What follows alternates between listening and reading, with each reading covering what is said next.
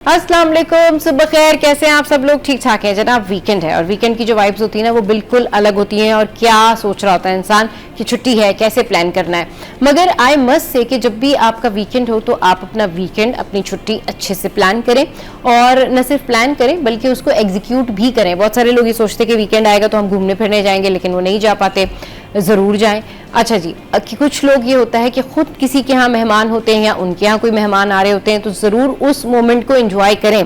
अगर आपके घर में कोई गेस्ट आ रहे हैं या कोई मेहमान आ रहे हैं तो उनको वेलकम करें और उनके साथ बैठकर जो बातें हैं और जो मोमेंट है उसको एंजॉय करें। और अल्लाह का शुक्र अदा करें कि अल्लाह ताला ने आपको रिश्तेदार दिए जो आपके घर आते हैं, जाते हैं, आपसे मिलते हैं, क्योंकि ये बहुत बड़ी नेमत है। आजकल लोग बहुत ज़्यादा प्रैक्टिकल या सोशल हो गए, लेकिन आप कितने भी प्रैक्टिकल हो जाए, कितने भी सोशल हो जाए, आप के जो रिलेटिव्स हैं ना उनका कोई ऑल्टरनेट नहीं है। आपके जो फैमिली है उसका कोई ऑल्टरनेट नहीं है। आपके जो ब्लड रिलेशनशिप है ना उसका कोई ऑल्टरनेट नहीं है। तो इन रिश्तों की कदर करें और वीकेंड पे ज़रूर जाएं। अपने बहन भाइयों से मिलें, जो लोग सेपरेट रहते हैं, अलग रहते हैं, वो ज़रूर जाएं, एक दूसरे से मिलें, एक दूसरे को बुलाएं, खाने खिलाएं, या सब मिल के बाहर कहीं आउटडोर चले जाएं और कुछ अच्छा प्लान कर लें। वीकेंड आपने जो है वो खुशी से गुजारना है, अपनों के साथ गुजारना है। और जो खवातीन आज के दिन या कल के दिन यानी सैटरडे और संडे के दिन ये प्लान कर रही हैं कि भाई उन्होंने घर साफ करना है या बड़े सारे पेंडिंग काम करने हैं, तो उसके लिए बेहतरीन ये है कि आप सैटरडे वाले दिन जो है ये सारे काम जो है अपने निपटा लें और फिर उसके बाद संडे आप मजे से गुजारें और पूरा मंडे भी प्लान कर लें, क्योंकि मंडे का स्ट्रेस भी आता है। अच्छा जी, अब कुछ बात कर लेते हैं कि घरों में होती है नेगेटिव वाइब्स, और उसके लिए मैं आपको जो है एक रेमेडी भी बताती हूँ। और ये आपने ज़रूर करना है, और कम से कम हफ्ते में एक दिन या महीने में एक दिन आपने ज़रूर ये जो है वो अपने घर में करना है। नेगेटिव वाइब्स आपके घर में होती है, नज़र लग जाती है, लोगों को प्रॉब्लम होती है, लोगों के रिस्क की बंदिश होती है, लोगों के साथ में जो है वो ख़वातीन अगर घर में लड़कियां हों तो उनके रिश्तों का प्रॉब्लम होता है, या फिर जॉब नहीं लग रही होती है, एंजाइटी होती है, डिप्रेशन होता है, परेशानी होती है, हशरातुल अर्ज़ होते हैं, कीड़े मकोड़े निकल रहे होते हैं, लाल बेग है, और बहुत सारे ऐसे प्रॉब्लम्स होते हैं जो कि कहे नहीं जा सकते लेकिन फील ज़रूर किए जा सकते हैं। तो ये जो नेगेटिव फीलिंग्स है इसको दूर करने के लिए जो है वो आपने अपने घर में देनी है धुन्नी। अच्छा जी, धुन्नी अब आपने कैसे देनी है? वो इस तरह से देनी है कि आपने लुबान रखना है उसमें, फिर उसमें जो है लुबान के साथ साथ आपने एक और चीज़ करनी है और वो रखना है हरमल। अच्छा जी, उसके अलावा कुछ लोग उसमें संदर भी डाल लेते हैं, और उसके अलावा अपनी स्वाबदीद के हिसाब से आप उसके अंदर अगर नीम के पत्ते डाल सकते हैं तो ये बहुत अच्छी बात है। तो लुबान हो गया, नीम के पत्ते हो गए, ठीक है जी, और संदल हो गया। अगर संदल नहीं अवेलेबल है तो नो इशू, लेकिन आपने ज़रूर लुबान तो मस्ट है, आपने ज़रूर लुबान के साथ नीम के पत्ते ऐड करने हैं। फिर आपने उसके साथ जो है अगर आप चाहते हैं तो बहुत सारे लोग ना क्या करते हैं कि प्याज के छिलके वगैरह भी डाल लेते, तो वो भी अगर आप डालना चाहते हैं तो वो भी आप डाल लें। उन सबको मिक्स करें और उसके बाद जो उसकी धुन्नी है यानी जो उसका स्मोक है वो आप थ्रू आउट घर में जो है लगाएं, यानी सब तरफ लेके जाएं। और उसके बाद ये आप 15 दिन में एक दफ़ा या 10 दिन में एक दफ़ा या हफ्ते में एक दफ़ा ज़रूर करें। जो एज़मा के पेशेंट है यानी जो सांस के मरीज़ हैं उनको आप साइड पे कर दें या दूसरे रूम में कर दें, लेकिन ये ज़रूर करें। इससे आपके घर से नेगेटिव एनर्जीज़ जो है वो एग्जिट हो जाती हैं। आपके घर में जो है वो एक होता है ना कि बेचैनी है, परेशानी है और अजीब सी वाइब्स होती हैं जिसको हम कहते हैं पता नहीं किसने कुछ करा दिया है, पता नहीं कोई नज़र लग गई है, तो वो सारी चीज़ें बेहतर हो जाती हैं। कीड़े मकोड़े और इंसेक्ट्स के लिए भी जो है ये बेहतरीन रेमेडी है कि आपने इससे जो है वो धुनी देनी है। अच्छा जी, अब आगे बढ़ते हैं और आज हम बात करने वाले हैं जी स्किन से रिलेटेड। जी हाँ, अब स्किन की खूबसूरती के हवाले से तो हम बहुत बात करते हैं, लेकिन स्किन की सेहत के हवाले से भी हम बात कर लेते हैं। एक तो सीजन है और दूसरा कुछ लोगों को थ्रू आउट सेंसिटिव स्किन होती है, स्किन जो है वो हाइपर सेंसिटिव हो रही होती है। इसके अलावा जब ऑफिस के वॉशरूम आप यूज़ करते हैं या आप मॉल्स में जाते हैं, कहीं ऐसी जगह पर जाते हैं तो आपको स्किन इन्फेक्शन लग जाता है, जिसमें आपको एक्जिमा भी हो सकता है, कॉन्टैक्ट डर्मेटाइटिस भी हो सकता है, फंगल इन्फेक्शन भी हो सकता है। और इन सब को कैसे रोका जाए होने से, और अगर हो जाए तो क्या इसकी ट्रीटमेंट है, इस पर बात करने के लिए जो है वो हमें डॉक्टर दुआ राना ने ज्वाइन किया है। उनको शो में वेलकम करते हैं। अस्सलाम वालेकुम दुआ, कैसी हैं आप? ठीक ठाक हैं? वालेकुम अस्सलाम, मैं ठीक हूँ, आप कैसी हैं? मैं बिल्कुल ठीक ठाक। दुआ ये बताइए कि जो स्किन इन्फेक्शन है जिसमें सबसे ज्यादा जो खतरनाक होता है यानी जिद्दी इन्फेक्शन जो है वो है फंगल इन्फेक्शन, फिर हम आ जाते हैं एक्जिमा पे, तो इन दोनों को जो है वो ब्रीफली डिस्क्राइब कीजिए और ये क्यों होते हैं, इसकी साइन एंड सिम्टम बताइए, फिर इसके ट्रीटमेंट पे आते हैं जी। सो एक्जिमा बेसिकली जल्द का एक क्रॉनिक इन्फेक्शन है। ये बेसिकली बैरियर डिस्फंक्शन से होता है और ये बच्चों में बड़ों में दोनों में ही पाया जाता है। जबकि जो फंगल इन्फेक्शंस हैं वो आपकी या तो जल्द पे रहने वाले फंगस से होते हैं या ह्यूमिडिटी ज्यादा बढ़ने की वजह से आपकी जो स्किन है उसके ऊपर रहने वाला फंगस ओवर प्रोड्यूस होना शुरू हो जाता है, जिसकी वजह से आपको फंगल इन्फेक्शन होने के चांसेस बढ़ जाते हैं। रहते हुए अगर आप कराची में रहने वाले हैं तो आप ज्यादा प्रोन है फंगल इन्फेक्शंस की तरफ रादर देन समवन जो कि दूर दराज ठंडे कोल्डर एरियाज में रहते हैं। ठीक है, आपने कहा कि जो ज्यादा कोल्ड एरियाज में रहते हैं। अच्छा, ये जिस तरीके से आपने बताया दुआ, ये बताइए कि अब इनकी ट्रीटमेंट क्या है, मतलब लोग इनसे कैसे बचें। यूजुअली इन जनरल लोगों को समझ में नहीं आता कि फंगल इन्फेक्शन है, एक्जिमा है, कॉन्टैक्ट डर्मेटाइटिस है। इसको आम अल्फाज में लोगों के लिए बताइए कि ये किस तरह होते हैं, किस वजह से होते हैं और लोगों को क्या एहतियात करनी चाहिए। अच्छा देखिए, एहतियात तो आई एम श्योर कि हर कोई करता ही है और लोग ट्राई भी ये करते हैं। आजकल लोग इतने पढ़े लिखे हैं, सोशल मीडिया है, अवेयरनेस इतनी आ गई है कि आई एम प्रिटी श्योर कि बहुत सारे लोग जो क्लिनिक में आते हैं वो अपने तौर पे तो अच्छे से ट्राई करते हैं कि ये वाली चीजों से बचा जाए। बट ये अनफॉर्चुनेटली ऐसी चीजें हैं जो आपको हो जाती हैं। कॉन्टैक्ट डर्मेटाइटिस का मतलब है कि आप किसी चीज से आपका एक्सपोजर हुआ और आपकी जिल्द उससे हसास हो गई। अब कॉमनली ये होता है कि लोग अक्सर ईद पे मेहंदी लगाते हैं, तो मेहंदी से कॉन्टैक्ट डर्मेटाइटिस बहुत कॉमनली हम देखते हैं।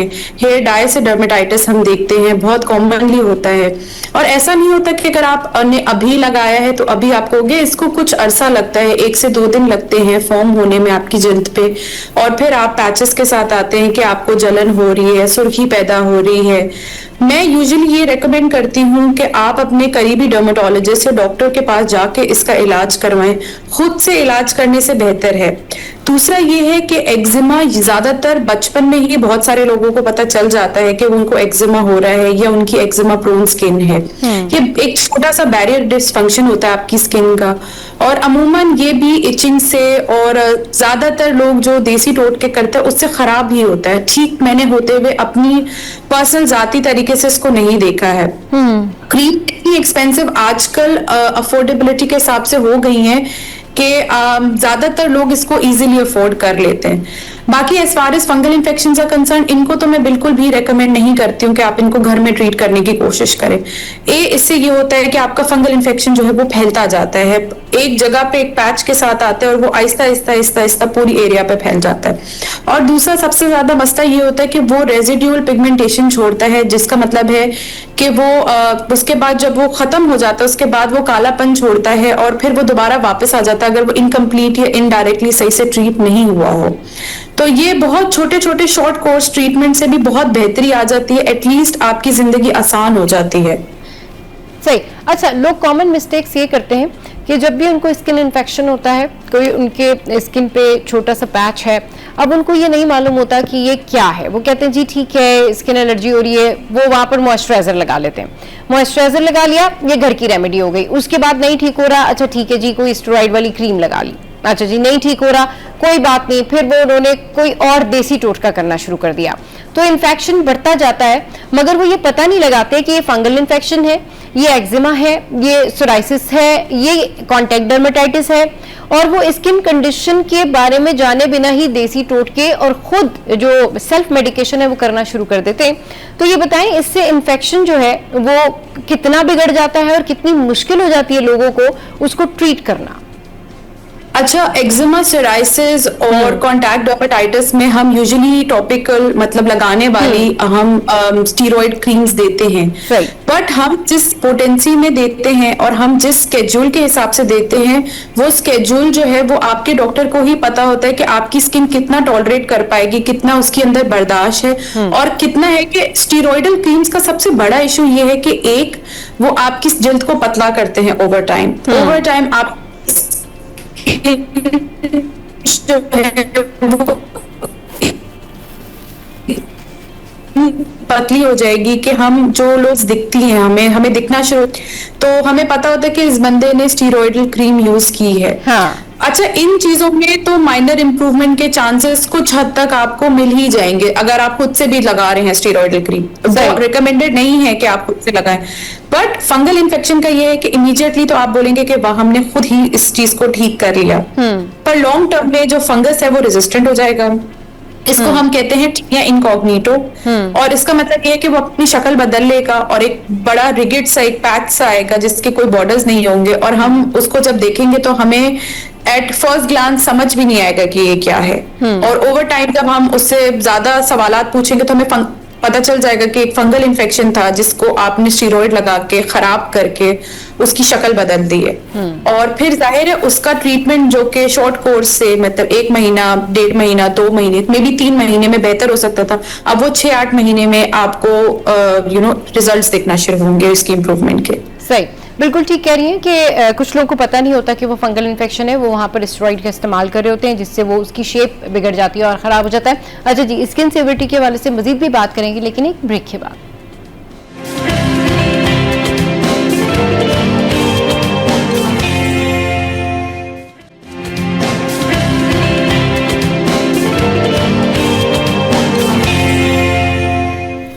Welcome back. तो स्किन इश्यूज़ के हवाले से हम बात कर रहे हैं, फंगल इन्फेक्शन हो, एक्जिमा हो या फिर नॉर्मल इचिंग जो है वो कब कन्वर्ट हो जाती है इन्फेक्शन में, ये पूछते हैं। डॉक्टर दुआ हमारे साथ हैं। डॉक्टर दुआ, ये जो नॉर्मल इचिंग होती है, ख़वातीन को हाथों पे खुजली होना या फिर इचिंग होना या फिर वो शोल्डर के ऊपर कंप्लेन कर रही होती हैं, ये सडन जो है वो फंगल इन्फेक्शन या एक्जिमा या फिर ये किसी स्किन सिवियरिटी मतलब सिवियर स्किन डिजीज़ की तरफ चले जाती हैं, तो ये कब हो जाता है ख़वातीन के साथ, उनको पता ही नहीं चलता, या किसी भी शख्स के साथ ये कब हो जाता है कि वो नॉर्मल उसको इचिंग हो रही होती है और उसके बाद पता चलता है कि इतना बड़ा इन्फेक्शन हो गया? क्या प्रॉब्लम होती है, किस वजह से होता है, किन चीज़ों का ध्यान नहीं रखा जाता? तो बेसिकली एक तो मुझे ऐसा लगता है कि हाइजीन बहुत इंपॉर्टेंट है। अगर आप अपनी हाइजीन यूज नहीं करते अच्छी तरीके से, आप उसको अपने आप को शावर नहीं करते, आप शावर करते हैं तो आप अपने आप को ड्राई नहीं करते, ड्राई करते हैं तो फिर आप उस तरह के कपड़े अप्रोप्रिएट नहीं पहनते, वेदर अप्रोप्रिएट, जिसका मतलब है अगर आपको गर्मियां हैं तो आप कॉटन वाले सॉफ्ट एयरी कपड़े नहीं पहनते, और आप सर्दियां हैं तो आप इस तरह के ऑक्लूसिव कपड़े पहनते हैं जिसकी वजह से आपकी हीट ट्रैप होती है, फिर आप उसको अच्छे से वॉश नहीं करते, क्योंकि sweat doesn't even come only in summers, it can come in winters as well। तो आप विंटर्स में भी अच्छे से शावर लें, अपने आप को ड्राई करें। एंड सबसे ज्यादा मुझे पर्सनली फील होता है कि जो एंटी बैक्टीरियल सोप्स हैं उसका यूजेज आपको कम रखना चाहिए, बिकॉज लॉन्ग टर्म में वो आपकी स्किन को बहुत खराब करते हैं। आपको एक कम फ्रेग्रेंस वाला या कम खुशबू वाला सादा साबुन रिकमेंडेड है कि आप यूज करें। आप बेबी सोप की तरफ चले जाएं, उससे बहुत ज्यादा आपको फर्क पड़ेगा। इचिंग को हम बगैर देखे, बगैर उसको फील किए हम उसको नहीं बता सकते कि एग्जैक्टली आपको में डर्मेटोलॉजी में बहुत सारी बीमारियां आती हैं जिनको हमें विजिबली देख के ही पता क्या है। कॉमनली हाथों पे इचिंग खवातीन में ज्यादातर इस तरीके से आती है कि जो सोप और डिटर्जेंट्स का यूज, स्पेशली जो कि हम सोप यूज करते हैं जिनसे आप कपड़े धोते हैं, उससे बहुत ज्यादा कॉन्टैक्ट डर्मेटाइटिस और इरिटेशन स्किन में होती है। यूजुअली रिकमेंडेड यही है कि आप ग्लव्स पहन के यूज करें, तो उससे काफी हद तक अमूमन पेशेंट्स को बहुत फर्क पड़ता है। बाकी आई फील लाइक कि स्ट्रेस भी एक बहुत बड़ा ट्रिगर है कि अगर आपको रिपीटेड इन्फेक्शंस हो रहे हैं तो आपकी इम्यूनिटी भी इस चीज को देखना है कि आपकी इम्यून सिस्टम कितना अच्छा काम कर रहा है, कि आप क्यों बार बार नए तरह के इन्फेक्शंस आपकी बॉडी पे हो रहे हैं। सही। अच्छा, ये बताइएगा दुआ कि अगर किसी को फंगल इन्फेक्शन है तो वो किन बातों का ध्यान रखे, और फंगल इन्फेक्शन कैसे फैलता है? सो फंगल इन्फेक्शन बेसिकली जो है ना ह्यूमिड इन्वायरमेंट्स में ज्यादा अच्छा ग्रो करता है। आपके फंगस को ग्रो करने के लिए हॉट, ह्यूमिड, डार्क, मॉइस्चर वाला इन्वायरमेंट बहुत अच्छा सूट करता है। तो वो ज्यादातर ऐसे आपके बॉडी के एरियाज में फैलता है जहां पे उसको इस तरह की ग्रोथ का एक अच्छा इन्वायरमेंट मिले। यूजुअली रिकमेंडेड यही होता है कि आप अपने आप को शावर करें, अच्छे से ड्राई करें, टॉवल्स शेयर नहीं करें, अपने कपड़े और चीजों को शेयर नहीं करें, ताकि आपका बॉडी टू बॉडी किसी के ऊपर शेयरिंग की वजह से उसको नहीं फैले। दूसरा सबसे इम्पोर्टेंट चीज ये है कि आप अच्छे से उसको ट्रीट करवाएं, जबकि टॉपिकल फंगल क्रीम्स आती हैं जो आपके डॉक्टर आपको रेकमेंड करेंगे, आप उसको लगा सकते हैं। अगर वो उससे भी ट्रीट नहीं हो रहा, रेजिस्टेंट हो रहा है, तो ऑब्वियसली फिर हम उनको खाने वाली एंटी फंगल्स भी देते हैं। ट्रीटमेंट यूजुअली बहुत स्ट्रेट फॉरवर्ड और सिंपल होता है, बट ऑब्वियसली उसकी कंप्लायंस जरूरी होती है। पेशेंट यूजुअली एक्सपेक्ट करता है कि मैजिकली वो चीज एकदम से ठीक हो जाए, बट उसको ठीक होने में टाइम लगता है। सही। अच्छा, लोग एंटी फंगल दवा खाने से ना बड़ा अवॉइड करते हैं, वो कहते हैं नहीं जी ठीक है, हमें तो एंजाइटी होती है, चक्कर आते हैं, उसके बड़े सारे साइड इफेक्ट्स होते हैं। उस हवाले से बताएं कि वो कितना खानी चाहिए, और लोग रिपीटेडली क्या करते हैं कि उनको फंगल इन्फेक्शन हुआ, उन्होंने मेडिसिन खाना शुरू की, उसके थोड़े अरसे बाद वो मेडिसिन छोड़ देते हैं, जबकि कम से कम डॉक्टर सजेस्ट करते हैं कि 4 वीक्स या 6 वीक्स जो है आपको खानी चाहिए, लेकिन उनको बीच में जब प्रॉब्लम शुरू होती है तो वो छोड़ देते हैं। जी। सो बेसिकली एंटी फंगल दवाइयाँ यूजुअली बहुत सेफ होती हैं। हम उसमें ज्यादातर छोटे बहुत साइड इफेक्ट्स की एक्सपेक्टेशन रखते हैं, जैसे नॉजिया, वॉमिटिंग हो गई, या थोड़ा बहुत पेट में दर्द किसी को हो जाता है, स्वेलिंग हो जाती है, हाँ हो सकती है, नॉट दैट मच, बट यह है कि लॉन्ग टर्म में ऑफ एंड ऑन लेने का मसला ये है कि हम उसमें आपके फिर LFTs वगैरह करवाते हैं, ताकि हम देखें कि ये क्या आपके जिगर को तो इफेक्ट नहीं करे। ऑन एंड ऑफ लेने का ज्यादातर इशू यही है कि आप उसकी डोज इतनी डेवलप ही नहीं करते कि वो एंटी फंगल की तरह काम कर सके। आप उसको लेते हैं और फिर आप उसको छोड़ देते हैं, फिर आप लेते हैं, फिर आप छोड़ देते हैं, तो वो आपका प्रॉपर डोज अक्यूमुलेट नहीं होता इतना कि वो फंगस को ट्रीट कर पाए। तो अगर आपके इस तरह के कोई इश्यूज होते हैं कि आप उसको नहीं यूज करना चाहते, तो आप अपने डॉक्टर से जरूर डिस्कस कर सकें। आप ऑल्टरनेटिवली हम उसको double dose of anti fungal topical में रख सकते हैं, या और बहुत सारे तरीके होते हैं कि हम उसको ट्रिगर कर सके या ट्रीट कर सके उस चीज को। सही। अच्छा, ये बताइएगा दुआ कि यूजुअली जब लोग ट्रेवल करते हैं, या वो ट्रेन में सफ़र करें, प्लेन में सफ़र करें, या वो पिकनिक पे जाएं, तो यूजुअली सबसे ज़्यादा जो कॉमन केसेस रिपोर्ट होते हैं वो पिकनिक से वापसी पे होते हैं कि जी पिकनिक से वापस आ रहे थे, स्किन पे इचिंग शुरू हुई और स्किन पे इन्फेक्शन हो गया, अच्छा जी स्किन का ये प्रॉब्लम हो गया, अच्छा जी बहुत पिंपल्स निकल आए एंड ऑल दैट। ये बताइए कि ट्रेवल करते वक्त अगर आप स्किन से रिलेटेड बहुत कॉन्शियस हैं, या कोई शख्स जब ट्रैवल कर रहा है तो वो स्किन से रिलेटेड क्या चीज़ें अपने साथ अपने बैग में रखें, अपने पास रखें, और कैसे बचे इस तरह के इन्फेक्शन से? अच्छा, यूजुअली इशू ये होता है कि ट्रैवल इटसेल्फ एक स्ट्रेसफुल प्रोसेस होता है बहुत सारे लोगों के लिए, excluding picnics and short trips की बात नहीं हो रही है। ये होता है कि आप जब ट्रैवल करते हैं तो यूजुअली हमारे यहाँ पे लोग कम्युनिटी में ट्रैवल करना पसंद करते हैं, ऐसे एरियाज में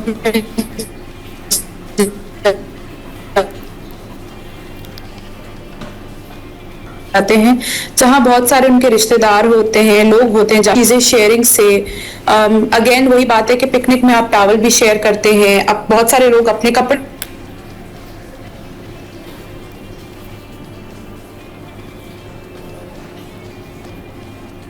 जी ज्यादा मसला नहीं होता। Usually within a week और 2 ज्यादातर जो माइनर सॉर्ट ऑफ डिजीजेस होती हैं वो सेल्फ ट्रीटेड खुद भी ट्रीट हो जाती हैं, बट वो डिजीजेस जिनके लिए ऑफ कोर्स हमें एक्सटेंसिव ट्रीटमेंट की जरूरत होती है तो फिर उसके लिए आपको डॉक्टर के पास आना पड़ता है। यूजुअली रिकमेंडेड यही होता है कि आप जब ट्रैवल करें या अपने ट्रिप पे जाएं तो आप अपना खुद का सामान लेकर जाएं, स्पेशली जो होटल्स में रहते हैं या ऐसी जगह पे रहते हैं। ज्यादातर होटल्स की हाइजीन इतनी अच्छी मेंटेन नहीं होती, 2 टॉवल्स वगैरह वॉश होते हैं, बट वो उस लेवल की सैनिटाइजेशन या बेडशीट्स में वो नहीं कर पाते कि वो इंडिविजुअली हर डिजीज को देखें और उसको उसके हिसाब से सोचें कि हम ये हो सकता था तो हम इसको इस तरीके से वॉश करें। तो इसकी वजह से अक्सर लोगों को जो सेंसिटिव होते हैं उनको ज्यादातर चांसेस होते हैं कि उनको ये इस तरह की बीमारियां हो जाए।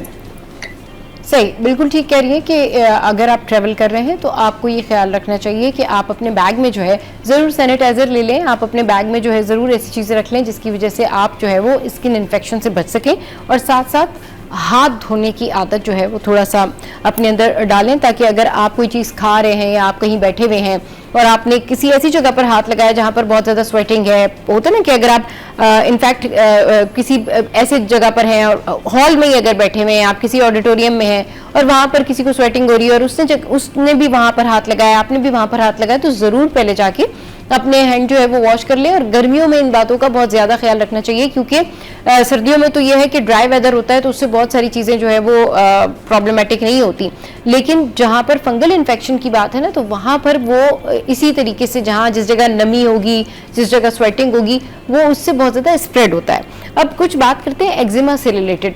दुआ ये बताइएगा कि एक्जिमा जो है वो लोगों में कॉमन भी होता है, ये किस वजह से होता है और कितने दिन में इसका ट्रीटमेंट हो जाता है, ये कितने दिन में जो है वो मरीज अगर किसी को एक्जिमा है तो वो ठीक हो जाता है? अच्छा, एक्जिमा का ये है कि वो रिलैप्सिंग रिमिटिंग सॉर्ट ऑफ मसला है। यूजुअली ये है कि बचपन में ही काफी लोगों को पता चल जाता है कि उनको एक्जिमा है, और एक्जिमा का इशू ये है कि उसको ट्रीट करना बहुत मुश्किल है। हम यूजुअली कोशिश यही करते हैं कि वो इतना बेहतर हो जाए कि आपकी डेली लाइफ को डिस्टर्ब नहीं करे। बच्चों का eczema usually at a certain age treat हो जाता है, स्पेशली अगर हमें पता चल जाए कि वो किस चीज से ट्रिगर हो रहा है। ये एक जिल्द का अपना मसला होता है कि वो उसका एक बैरियर डिसफंक्शन हो जाता है, जिसके से जिल्द जो है वो ज्यादा आपको इचिंग होती है, रेडनेस होती है, स्केलिंग होती है।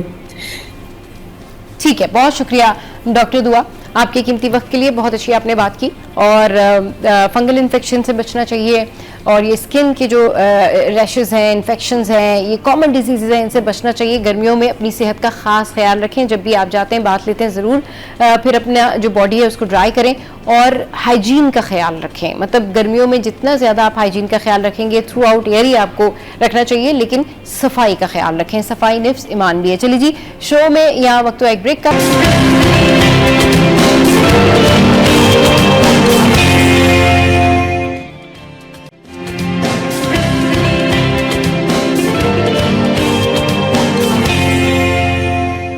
Welcome back. अब कुछ बात करते हैं कि जो पेरेंट्स के दरमियान कॉन्फ्लिक्ट होता है उससे बच्चों पे कितना ज़्यादा असर पड़ता है। ज़्यादा से ज़्यादा ना, ज़्यादा नहीं, गहरा असर पड़ता है। क्योंकि जो पेरेंट्स हैं जब वो आपस में लड़ रहे होते हैं तो बच्चे फिर इस कॉम्प्लेक्स में मुब्तला हो जाते हैं कि एक्चुअल में उन दोनों में से ठीक कौन है और उन्हें क्या करना चाहिए और वो इस लड़ाई को कैसे ख़त्म कर सकते हैं। क्योंकि जब हम भी छोटे थे तो हम भी यही एक्सपेक्ट करते थे कि हमारे अम्मी अब्बू जो हैं वो बड़े हंसते मुस्कुराते रहें। जब स्कूल से वापस घर जाएं तो जाहिर सी बात है अम्मी बहुत अच्छे से वेलकम करें, उनका मूड बहुत अच्छा हो। फिर अब्बू जब ऑफिस से आए तो वो भी बड़े प्यार से बात करें। लेकिन जो पेरेंट्स आपस में लड़ते झगड़ते रहते हैं वो अपने बच्चों को क्वालिटी टाइम नहीं दे पाते। और क्वालिटी टाइम क्या है?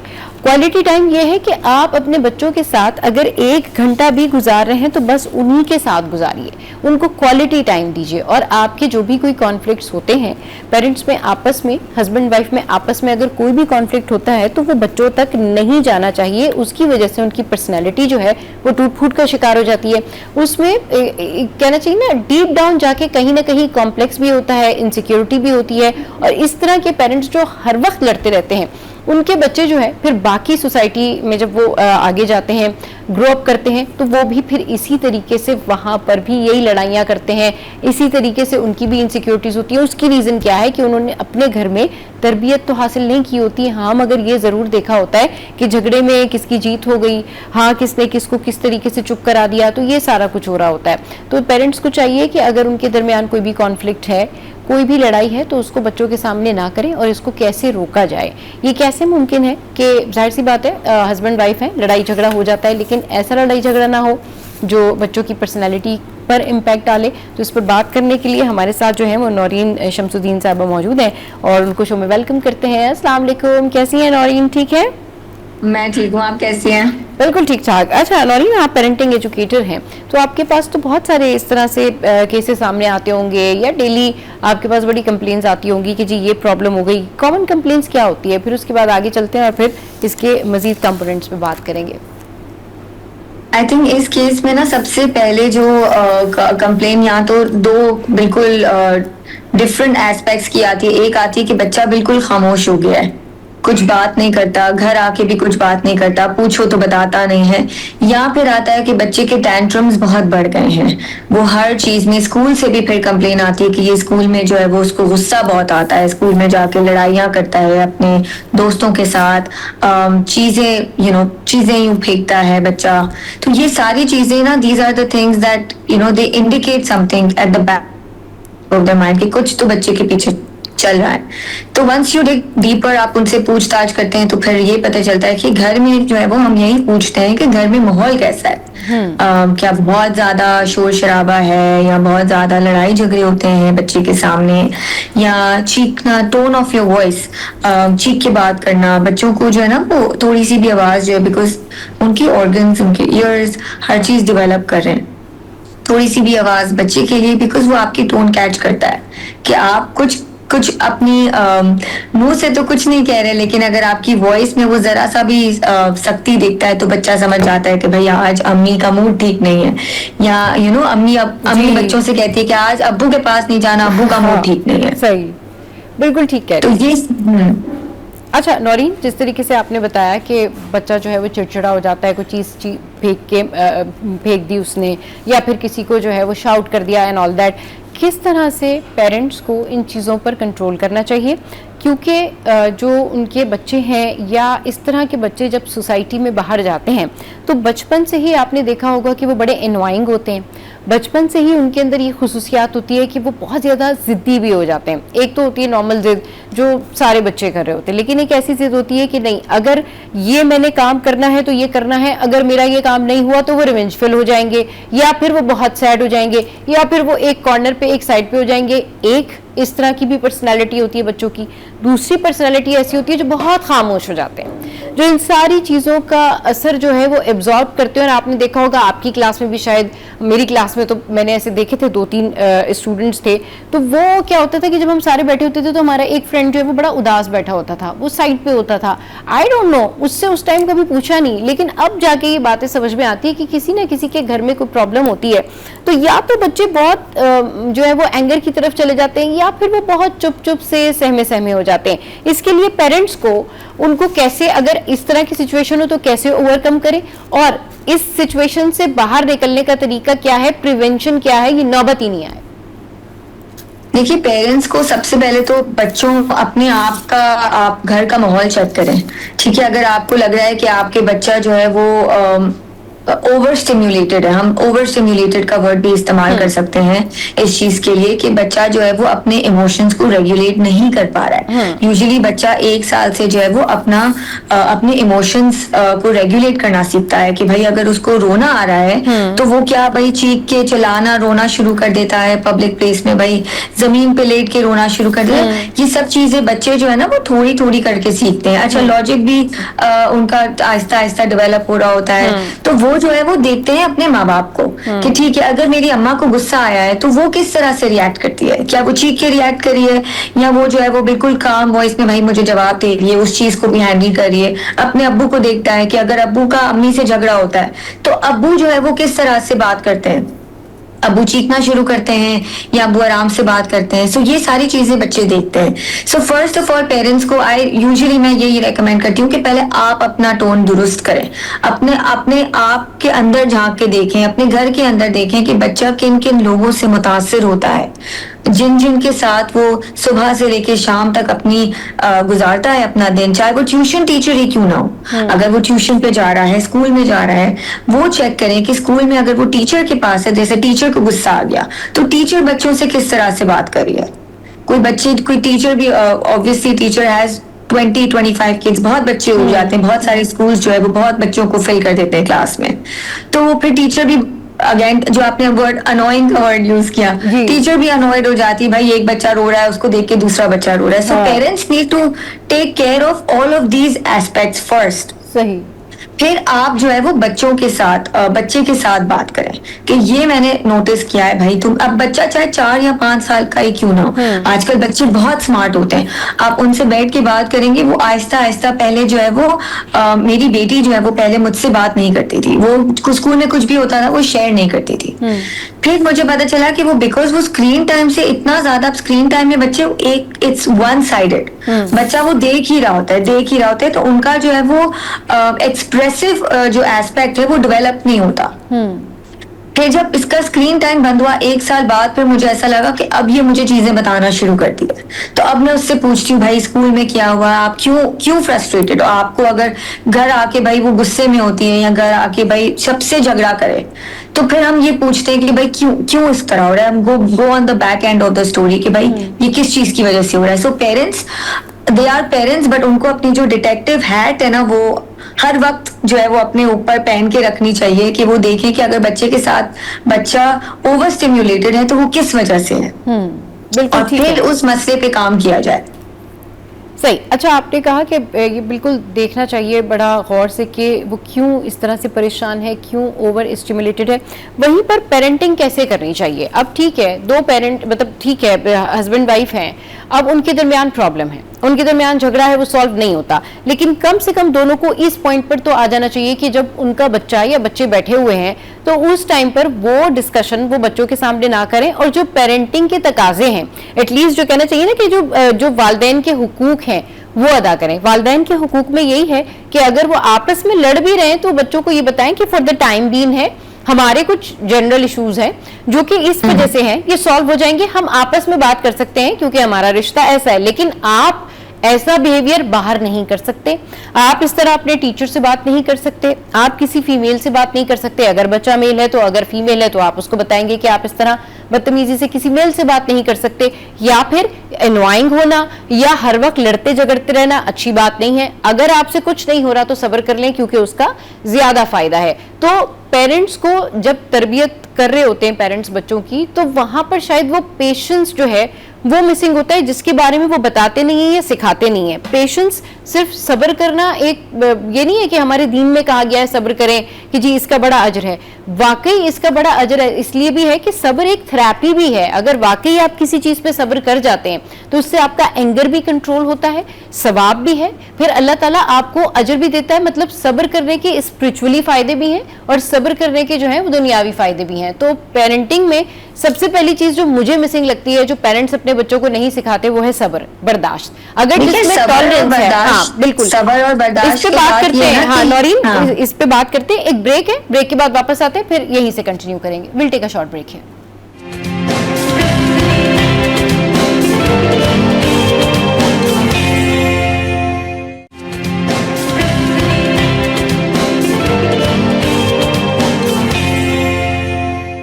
Welcome back. तो हम पेरेंटिंग के हवाले से बात कर रहे हैं कि जो वालिदैन जो हैं लड़ते हैं या फिर हस्बैंड वाइफ आपस में लड़ते हैं, बच्चों पर उनके क्या जो है वो इम्पैक्ट्स पड़ते हैं। तो मैं बात कर रही थी कि टॉलरेंस सिखानी चाहिए, पेशेंस के बारे में बताना चाहिए।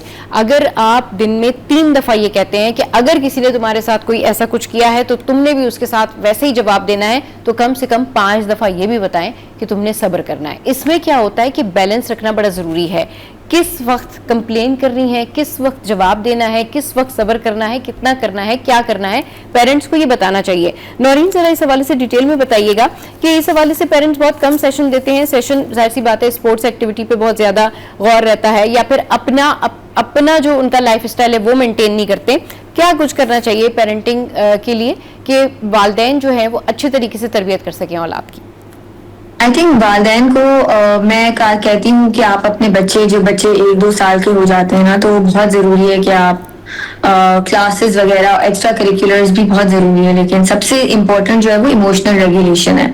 अब ये बात हमें जो है वो बचपन से जो है ना बहुत कम ये बात बताई गई, हमें स्कूल का पूछा गया, पर हमें इमोशनली रेगुलेटेड जो कहते हैं ना वो नहीं बनाया गया। अगर आपसे जो आपने कहा कि अगर आपसे आप ये सारी चीजें, बच्चों के पास मिरर न्यूरॉन्स होते हैं, वो आपको भी देखते हैं, आपकी टोन कॉपी करते हैं कि भाई मेरी अम्मा के पास मैं जाता हूँ तो मैं कितनी दफा अम्मा को बुलाता हूँ, फिर अम्मा मेरे से चीख के बात करती है। तो पेरेंट्स को पहले तो ये समझना चाहिए कि वो माँ बाप हैं, वो इंसान है, वो वुमेन और मैन है, बट मोस्ट इंपॉर्टेंटली वो अपने बच्चे के रोल मॉडल्स हैं। तो आप कुछ भी करें, अगर बच्चा आपको देख रहा है तो वो आपको कॉपी करेगा।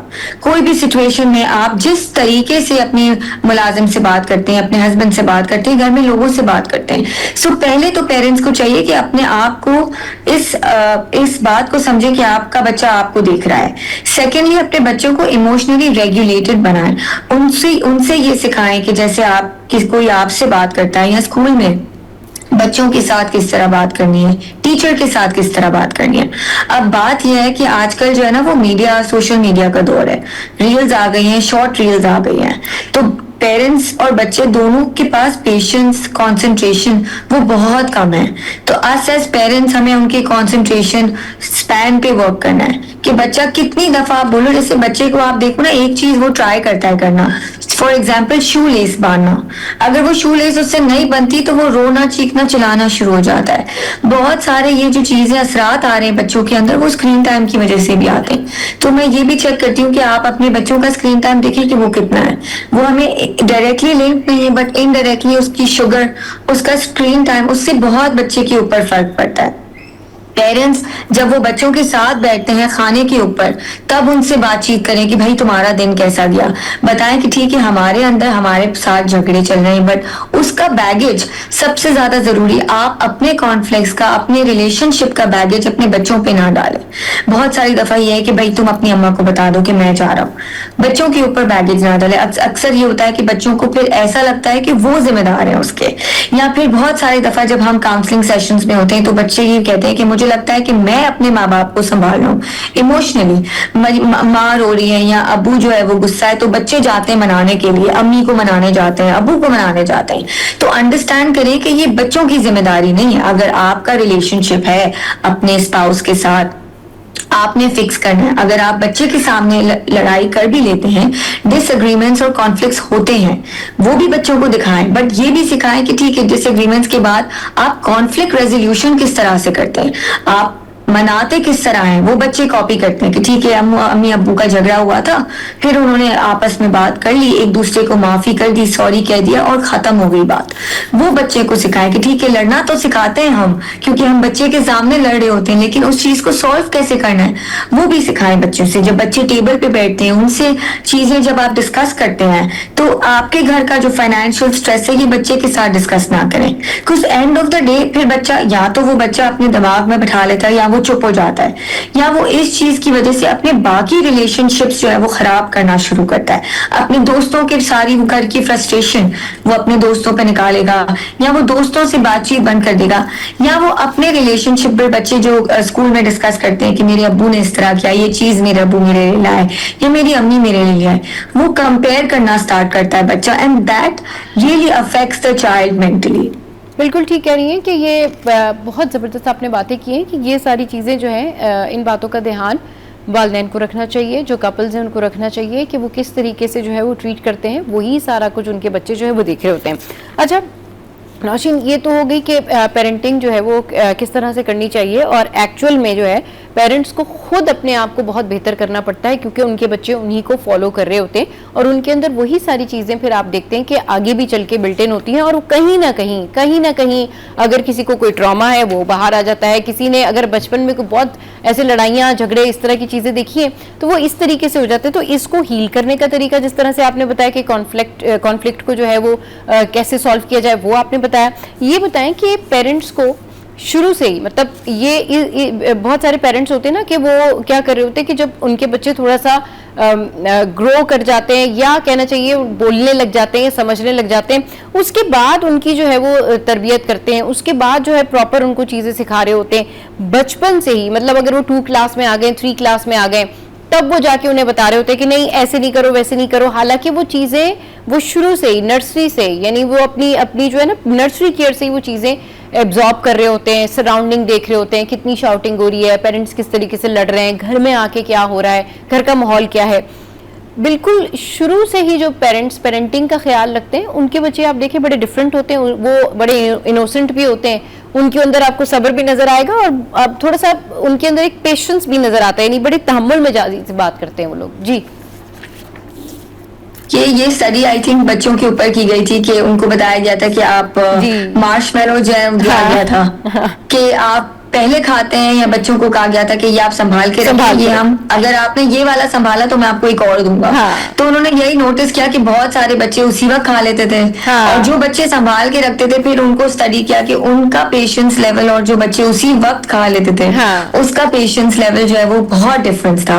तो आई थिंक ये पेरेंट्स को अंडरस्टैंड ये बात करनी है कि आपका बच्चा जब, क्योंकि वो आपको माँ बाप को बहुत ही अर्ली एज में रिकग्नाइज करना शुरू हो जाता है, तो आपने जब बच्चा बोलना भी नहीं सीखता ना तब वो आपको कॉपी कर रहा होता है। आप देखिए बच्चे को जब आप वेव करते हैं तो वो आपको देख के वापस वेव करता है। तो ये सारे छोटे क्यूज हैं, यू नीड टू अंडरस्टैंड कि दिस इज द टाइम। अब बच्चे ने मेरी मिमिक करना शुरू कर दिए, मतलब अब मैं जो कर रही हूँ बच्चा मुझे देखना शुरू हो गया है। तो अब मैं बच्चों के सामने किस तरह से हम रहते हैं उसका बड़ा ख्याल रखना है कि पहले हम ये ना समझते थे नहीं इसको नहीं समझ आएगी, भाई बच्चा आपको देख रहा है, बट हमें 7 साल 8 साल का बच्चा है, हम वो प्रिटेंड करते थे कि नहीं उसको नहीं समझ आ रही।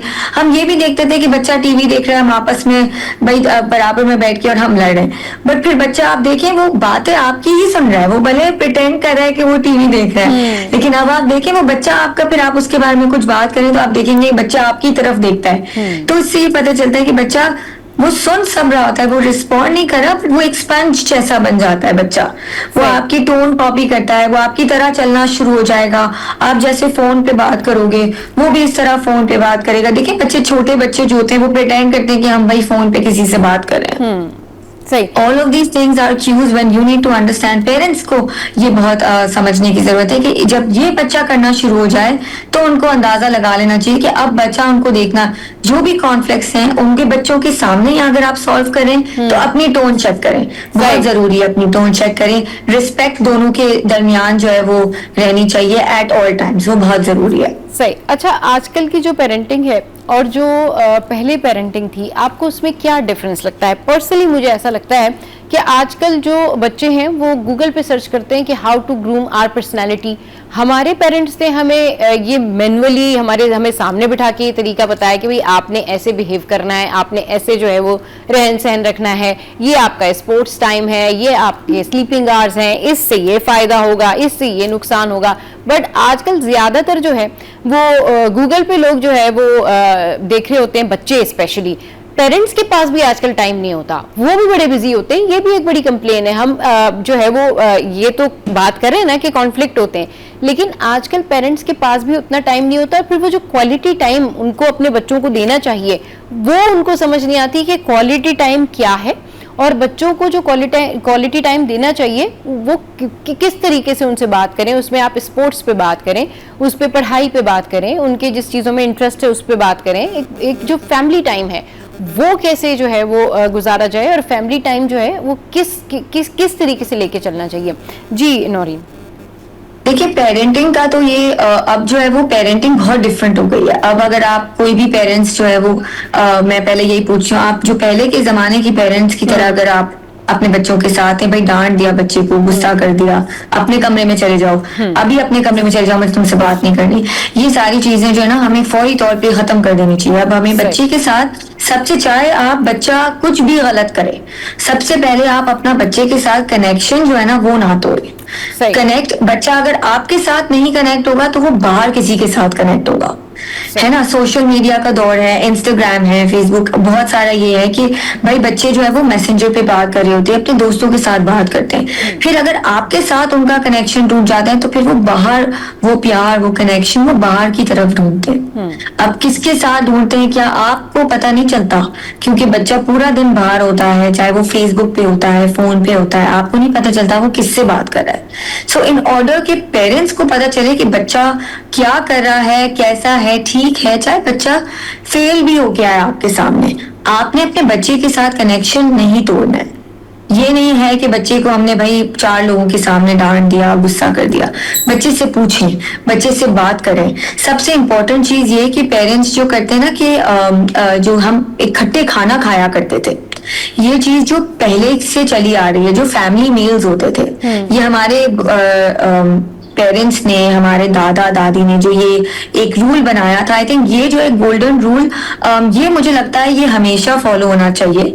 चाहे पेरेंट्स जितना भी बिजी हो, कोशिश करें कि खाना आप बच्चे के साथ इकट्ठा खाएं, फोन्स इस्तेमाल ना करें, पूरा अटेंशन बच्चों की तरफ दें। उसके अलावा मैं ये रेकमेंड करती हूँ कि आप जो है वो 30 मिनट्स टू एन आवर अपने बच्चे को दें, उनसे बात करें, उनसे पूछिए उनका दिन कैसा गया। नॉट नेसेसरीली कि भाई तुमने एग्जाम में कैसा किया, आज तुम्हारा पेपर था वो कैसा हुआ, बट जस्ट कि आपका दिन कैसा गया। तुम्हारी अगर किसी से लड़ाई हुई, बहुत सारी दफा ये होता है कि the kids just want to be heard, वो आपसे सोल्यूशन नहीं मांग रहे होते, वो सिर्फ ये देख रहे होते हैं कि मेरी माँ मेरे बातें सुन रही है कि नहीं, या मेरे अब्बू मेरी बातें सुन रहे हैं कि नहीं। बहुत सारी दफा पहले ही होता था ना कि अब्बू आते थे, भाई वो थके हुए होते थे कि अभी मुझसे बात ना करो, अभी मैं थक गया। फिर उसके बाद वो टीवी देखते थे, खाना खाते थे, फिर जाके सो जाते थे। अब वो टाइम नहीं रहा है कि आप जो है वो घर आके ये एक्सपेक्ट करें कि ये चीज मैं कर सकता हूँ। अभी आपके लिए, अब्बू के लिए, अब अम्मी के लिए बहुत सारे मैं ये रेकमेंड करती हूँ कि आप जो है वो बच्चों से बात करें, अपना दिन का बताएं कि ये मेरा दिन था, मैंने क्या किया। वो उनको ये इंकरेज करता है बच्चों को कि बच्चे आपसे अपना दिन शेयर करें। ये छोटी चीज है, बट ये आहिस्ता आहिस्ता जब आपका बच्चा बड़ा होगा, जब उनके पास भी टाइम नहीं होगा, बट वो ये जरूर करेंगे कि चाहे उनके साथ कुछ भी हो जाए वो आपसे आके जरूर शेयर करें, आपसे आके जरूर डिस्कस करें। ना कि वो ये सोचे कि नहीं मेरे अब्बू तो बिजी होंगे, उनको फायदा नहीं है कुछ कॉल करने का, या उनको बताने का फायदा नहीं है, वो तो सुनेंगे और टीवी देखते रहेंगे। अम्मी को बताने का फायदा नहीं है, वो किचन में बिजी होंगी। आपको ये चाहिए कि बच्चा कुछ चोरी भी करके आए, वो आपको सबसे पहले आके बताए कि मुझसे ये गलती हुई है, आपसे डरे ना। That is the connection that you need to work on and all parents need to work on, चाहे वो कितना भी बिजी हो अपनी लाइफ में। बिल्कुल ठीक कह रही हैं। बहुत शुक्रिया नौरीन, आपके कीमती वक्त के लिए। बहुत ज़बरदस्त आज हमने बातें की हैं, और जितनी भी खवातीन हमें देख रही होंगी वो डेफिनेटली यही सोच रही होंगी कि आज से आपने ये रेजोल्यूशन रखना है कि भाई आपने बच्चों के सामने लड़ाई झगड़े नहीं करने। चलिए जी, will take a short break here, थोड़ी देर में वापस आ रहे हैं।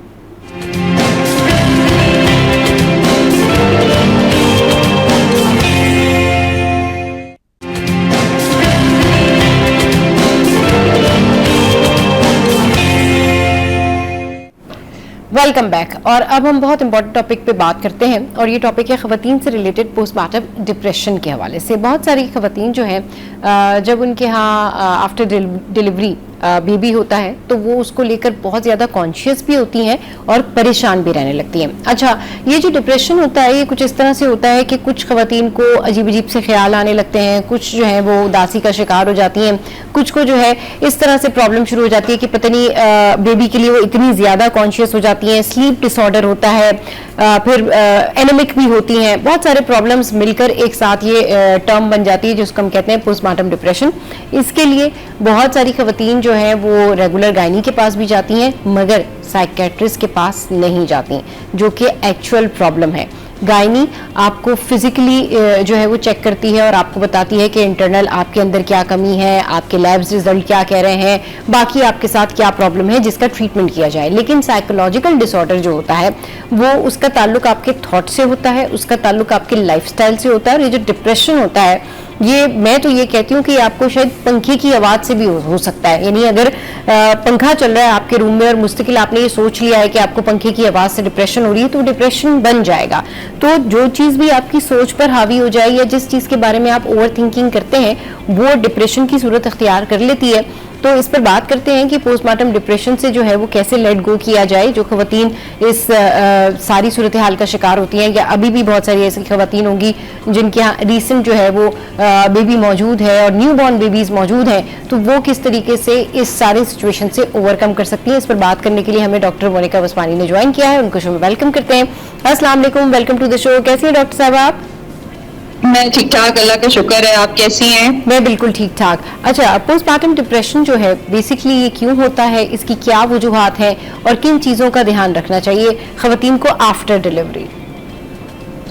अच्छा देखिए, पोस्टमार्टम डिप्रेशन जो है वो एक वन ऑफ द इलनेसेस है जो कि अभी भी बहुत सारे हमारे सोशल क्लासेस हैं जिसमें अनआइडेंटिफाइड है, यानी कि लोगों को पता ही नहीं चलता, इवन खवातीन को खुद नहीं पता चलता कि उनके साथ क्या हो रहा है। पोस्टमार्टम डिप्रेशन जो है वो बच्चे की पैदाइश के फौरन बाद तकरीबन 2 से 3 दिन के बाद जो है ये अगर हम रिसर्च की बात करें तो तकरीबन जो है 70 to 80% खवातीन को पोस्टमार्टम ब्लूज जरूर होते हैं। ब्लूज का मतलब ये होता है कि मूड में उनके चेंजेस आती हैं, कुछ हार्मोनल चेंजेस। जाहिर है ऑब्वियसली जब बेबी बॉर्न हो जाता है तो कुछ हार्मोन्स जो एकदम से कम होते हैं, तेजी में मतलब चेंजेस आती हैं बॉडी में हार्मोनल। तो जो है पोस्टमार्टम ब्लूज बहुत सारी खवातीन को, मेरा ख्याल है 60-70% खवातीन को जरूर होता ही होता है, जिसमें वो थोड़ा सा मूड लो होना, एंजाइटी की कैफियत होना, बेचैनी, घबराहट होना, और जो है ना वो एक अजीब सा उनको जो है ना फियर या डर, खौफ कि बच्चे को कैसे पालेंगे, इस तरह की सोचें आना, और जिंदगी बदल गई है इस तरह की सोचें आना, और मूड डिप्रेस्ड रहना, ये सब चीजें होती हैं। लेकिन पोस्टमार्टम ब्लूज जिसे हम कहते हैं वो जो है कुछ अरसे में सेल्फ रिपीटिंग होते हैं, यानी कि खुद ही ठीक हो जाते हैं, उसको दवा की जरूरत ऐसा नहीं होती है। वो आराम के साथ और थोड़ा सा अगर मदर को स्लीप अच्छी मिले और नरिशमेंट वगैरह अच्छी हो, सब चीजें अच्छी हो, फैमिली कोऑपरेटिव हो, तो वो आहिस्ता आहिस्ता खुद ब खुद जैसे ही आपकी बॉडी के जो हार्मोन्स हैं, बाकी सब चीजें हैं, वो अपनी जगह पे आना शुरू हो जाती हैं, तो वो पोस्टमार्टम ब्लूज जो हैं वो ठीक होना शुरू हो जाते हैं। दूसरी चीज आती है जिसको हम कहते हैं पोस्टमार्टम डिप्रेशन। पोस्टमार्टम डिप्रेशन जो है वो तकरीबन जो है वो समझ लें 20 से 30% खवातीन जो के हो सकता है कि मैं जो है अभी कुछ और वो चल रही हूँ रिसर्च, अभी एविडेंस शायद कुछ और हो, लेकिन जो जितना मुझे याद है उसके हिसाब से 20 से 30% तकरीबन खवातीन ऐसी होती हैं जो कि बच्चे की डिलीवरी के बाद जिनको जो है वो अपना पोस्टमार्टम डिप्रेशन होता है। डिप्रेशन जो है वो उसमें सारे वही सिम्टम्स होते हैं जो डिप्रेशन आम डिप्रेशन में होते हैं, जिसमें लो मूड होता है, जिसमें मतलब उदासी मायूसी होती है, और उसके अलावा जिस्म में बहुत ज्यादा सुस्ती होती है, कुछ करने का दिल नहीं करता, बहुत ज्यादा मनफी ख्यालात आते हैं दिमाग में, होपलेसनेस होती है, बच्चे को लेकर अजीब अजीब ख्याल आना शुरू हो जाते हैं, बच्चे की देखभाल करना बहुत मुश्किल हो जाता है, नींद नहीं आ रही है या बहुत ज्यादा नींद आ रही है, और घबराहट, बेचैनी की कैफियत है, और बच्चे के साथ एक अटैचमेंट, अक्सर ये जो है फीमेल्स कंप्लेन करती हैं कि हम बच्चे के साथ वो अटैचमेंट नहीं फील कर पा रहे। जाहिर है क्योंकि बच्चे की पैदाइश से पहले बहुत कुछ सुना होता है कि बच्चा पैदा होता है तो माँ को ऐसा फील होना चाहिए, ऐसा फील होना चाहिए, अटैचमेंट फील होनी चाहिए, लेकिन वो बच्चे से डिटैच फील कर रही होती हैं, ऐसे उनको बहुत मुश्किल लग रहा होता है उसको केयर करना। जब वो रो रहा होता है, वो दूध मांग रहा है या कोई भी चीज है, तो उसकी केयर करना बहुत ज्यादा मुश्किल लग रहा होता है, उनको तकलीफ हो रही होती है, उनको अजीब सी बेचैनी हो रही होती है, उनको मजा नहीं आ रहा होता। तो ये सब चीजें जो है वर्थलेसनेस की फीलिंग आ रही होती है, इस तरह की बहुत सारे सिम्टम्स उनको होते हैं। तो इस तरह की जो चीजें होती हैं वो डिप्रेशन, बेसिकली पोस्टमार्टम डिप्रेशन की वजह से होती हैं, और जिसमें खवातीन बहुत ज्यादा रोती भी हैं और बहुत ज्यादा क्रैंकी भी हो जाती है, परेशान भी रहती है। ये बच्चे की पैदाइश के तकरीबन 3 से 4 दिन के बाद ये इनके साथ प्रॉब्लम शुरू हो जाती है, और ये ज्यादातर लोग जो है ये इसको आइडेंटिफाई नहीं कर पाते।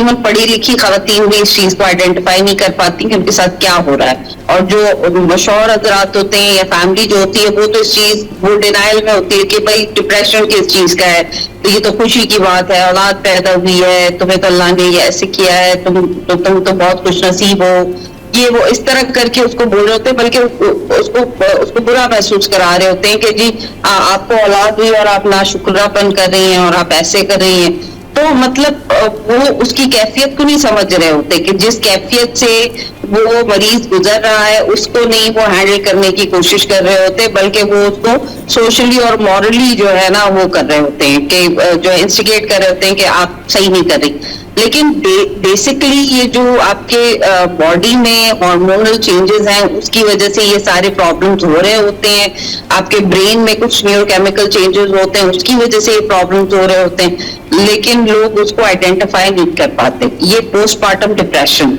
ठीक है। अच्छा, पोस्टमार्टम डिप्रेशन से अगर हम थोड़ा आगे, अच्छा इसमें सिवियरिटी, पोस्टमार्टम डिप्रेशन की भी मुख्तलिफ सिवियरिटीज होती हैं, माइल्ड होता है, मॉडरेट होता है, सिवियर होता है। जब बहुत सिवियर डिप्रेशन होना शुरू हो जाए लोगों को, जब सिवियरिटी बहुत बढ़ जाए तो उनको बच्चे को लेकर अजीब अजीब ख्याल आना शुरू हो जाते हैं, और जो है ना कि शायद ये बच्चा मेरा नहीं है, या कोई भी इस तरह के जो है ना, या ये बच्चा बीमार है, या पता नहीं इसको क्या हुआ है, और या मैं इसका ख्याल नहीं रख सकती, या मैं इस काबिल नहीं हूँ, इस तरह के मुख्तलिफ ख्यालात। फिर अगर हम पोस्टमार्टम डिप्रेशन से थोड़ा आगे जाएं तो एक और चीज होती है जिसको हम कहते हैं पोस्टमार्टम साइकोसिस। सही। पोस्टमार्टम साइकोसिस जी जी जी, पोस्टमार्टम साइकोसिस कंटिन्यू कीजिए। हाँ, पोस्टमार्टम साइकोसिस जो है वो बेसिकली मेरा ख्याल है 3 से 4% खवातीन के अंदर होता है, 2 से 3%, वो मुझे सही याद नहीं है, लेकिन ये कि वो भी पैदाइश, बच्चे की पैदाइश के कुछ 1-2-3 दिन के बाद वो भी उसके भी सिम्टम्स या फौरन बाद भी स्टार्ट हो सकते हैं, लेकिन ज्यादातर जो है वो 2 से 3 दिन के बाद जो है ना वो पोस्टमार्टम साइकोसिस के सिम्टम्स स्टार्ट होते हैं, जिसमें जो है वो जो साइकोसिस के सिम्टम्स होते हैं मूड में भी प्रॉब्लम आना शुरू हो जाती है, अग्रेशन आना शुरू हो जाता है बहुत ज्यादा। ठीक है, उसके अलावा उनको हेलुसिनेशंस होती हैं। हेलुसिनेशंस का मतलब है गायबी आवाजें आना शुरू हो जाएंगी, और जो है क्या कहते हैं, उनको डिल्यूजन्स होना शुरू हो जाएंगे। डिल्यूजन्स का मतलब होता है कि जो है वो एबनॉर्मल बिलीफ सिस्टम उनका डेवलप होना शुरू हो जाता है। वो मुख्तलिफ किस्म के, हर किसी के फर्क होते हैं, लेकिन जो कॉमन है वो यही होते हैं कि बच्चा जो है शैतान है, बच्चा जो है वो नॉर्मल नहीं है, एलियन है, या कोई भी इस तरह का कोई भी एबनॉर्मल बिलीफ हो सकता है, या कोई भी इस तरह की चीज हो सकती है। और जो है आवाजें, मुख्तलिफ किस्म की आवाजें आना शुरू हो जाएंगी उनको। ठीक है, बहुत ज्यादा वो ऑडली बिहेव करना शुरू कर देती है। इसको हम पोस्टमार्टम साइकोसिस कहते हैं, जो कि लोगों को लगता है कि पता नहीं इनको इसके ऊपर कोई स्पिरिचुअल कोई इशू हो गया है या कोई और प्रॉब्लम हो गई है। बच्चे की पैदाइश के बाद लोग कहते हैं कि भाई एक साया हो सकता है, कुछ भी जो भी लोगों का बिलीफ सिस्टम होता है वो उसको उसके हिसाब से, लेकिन वो बेसिकली पोस्टमार्टम साइकोसिस होता है। सही। अच्छा, जिस तरीके से आपने डिटेल में बताया कि ये पोस्टमार्टम डिप्रेशन जो है इसके क्या क्या कंपोनेंट्स हैं, और पोस्टमार्टम जो है पोस्टमार्टम साइकोसिस भी हो जाता है, सिवियर भी होता है, माइल्ड भी होता है, कई इसकी चीज़ें होती हैं जिसमें डिल्यूजन भी होता है। इंसान ये सोच रहा होता है कि पता नहीं मुझे क्या हो रहा है और बच्चे को क्या हो रहा है, और पता नहीं बहुत सारे ऐसे ख्यालात आ रहे होते हैं, डिप्रेशन, सैडनेस, परेशानी, लेथार्जिक होना, हार्मोनल डिसऑर्डर। अच्छा, बहुत सारी माएँ जो होती हैं डॉक्टर मोनिका, वो बहुत खुश भी नजर आती हैं, मतलब उनको इस तरह की कोई साइन एंड सिम्टम्स नहीं होते, उनको कोई ऐसा खास डिसऑर्डर नहीं होता, हालांकि हार्मोनल चेंजेस जो है वो सबके साथ हो रहे होते हैं, लेकिन इस तरह का कोई डिप्रेशन नहीं होता कि उसका सीधा असर जो है उनकी जिंदगी पर पड़े, कि वो रोना धोना शुरू करें, बल्कि वो ज्यादा एक्टिव और बहुत ज्यादा खुश नजर आ रही होती हैं। तो ज्यादातर तादाद में जो खवातीन होती हैं उनमें ये होता है, पाया जाता है, कॉमन होता है। तो वो कौन सी खवातीन होती हैं, और पोस्टमार्टम डिप्रेशन जो है, पोस्टमार्टम डिप्रेशन जो है ये किन खवातीन में ज्यादा होता है, इस पर बात करते हैं, लेकिन एक छोटे से ब्रेक के बाद।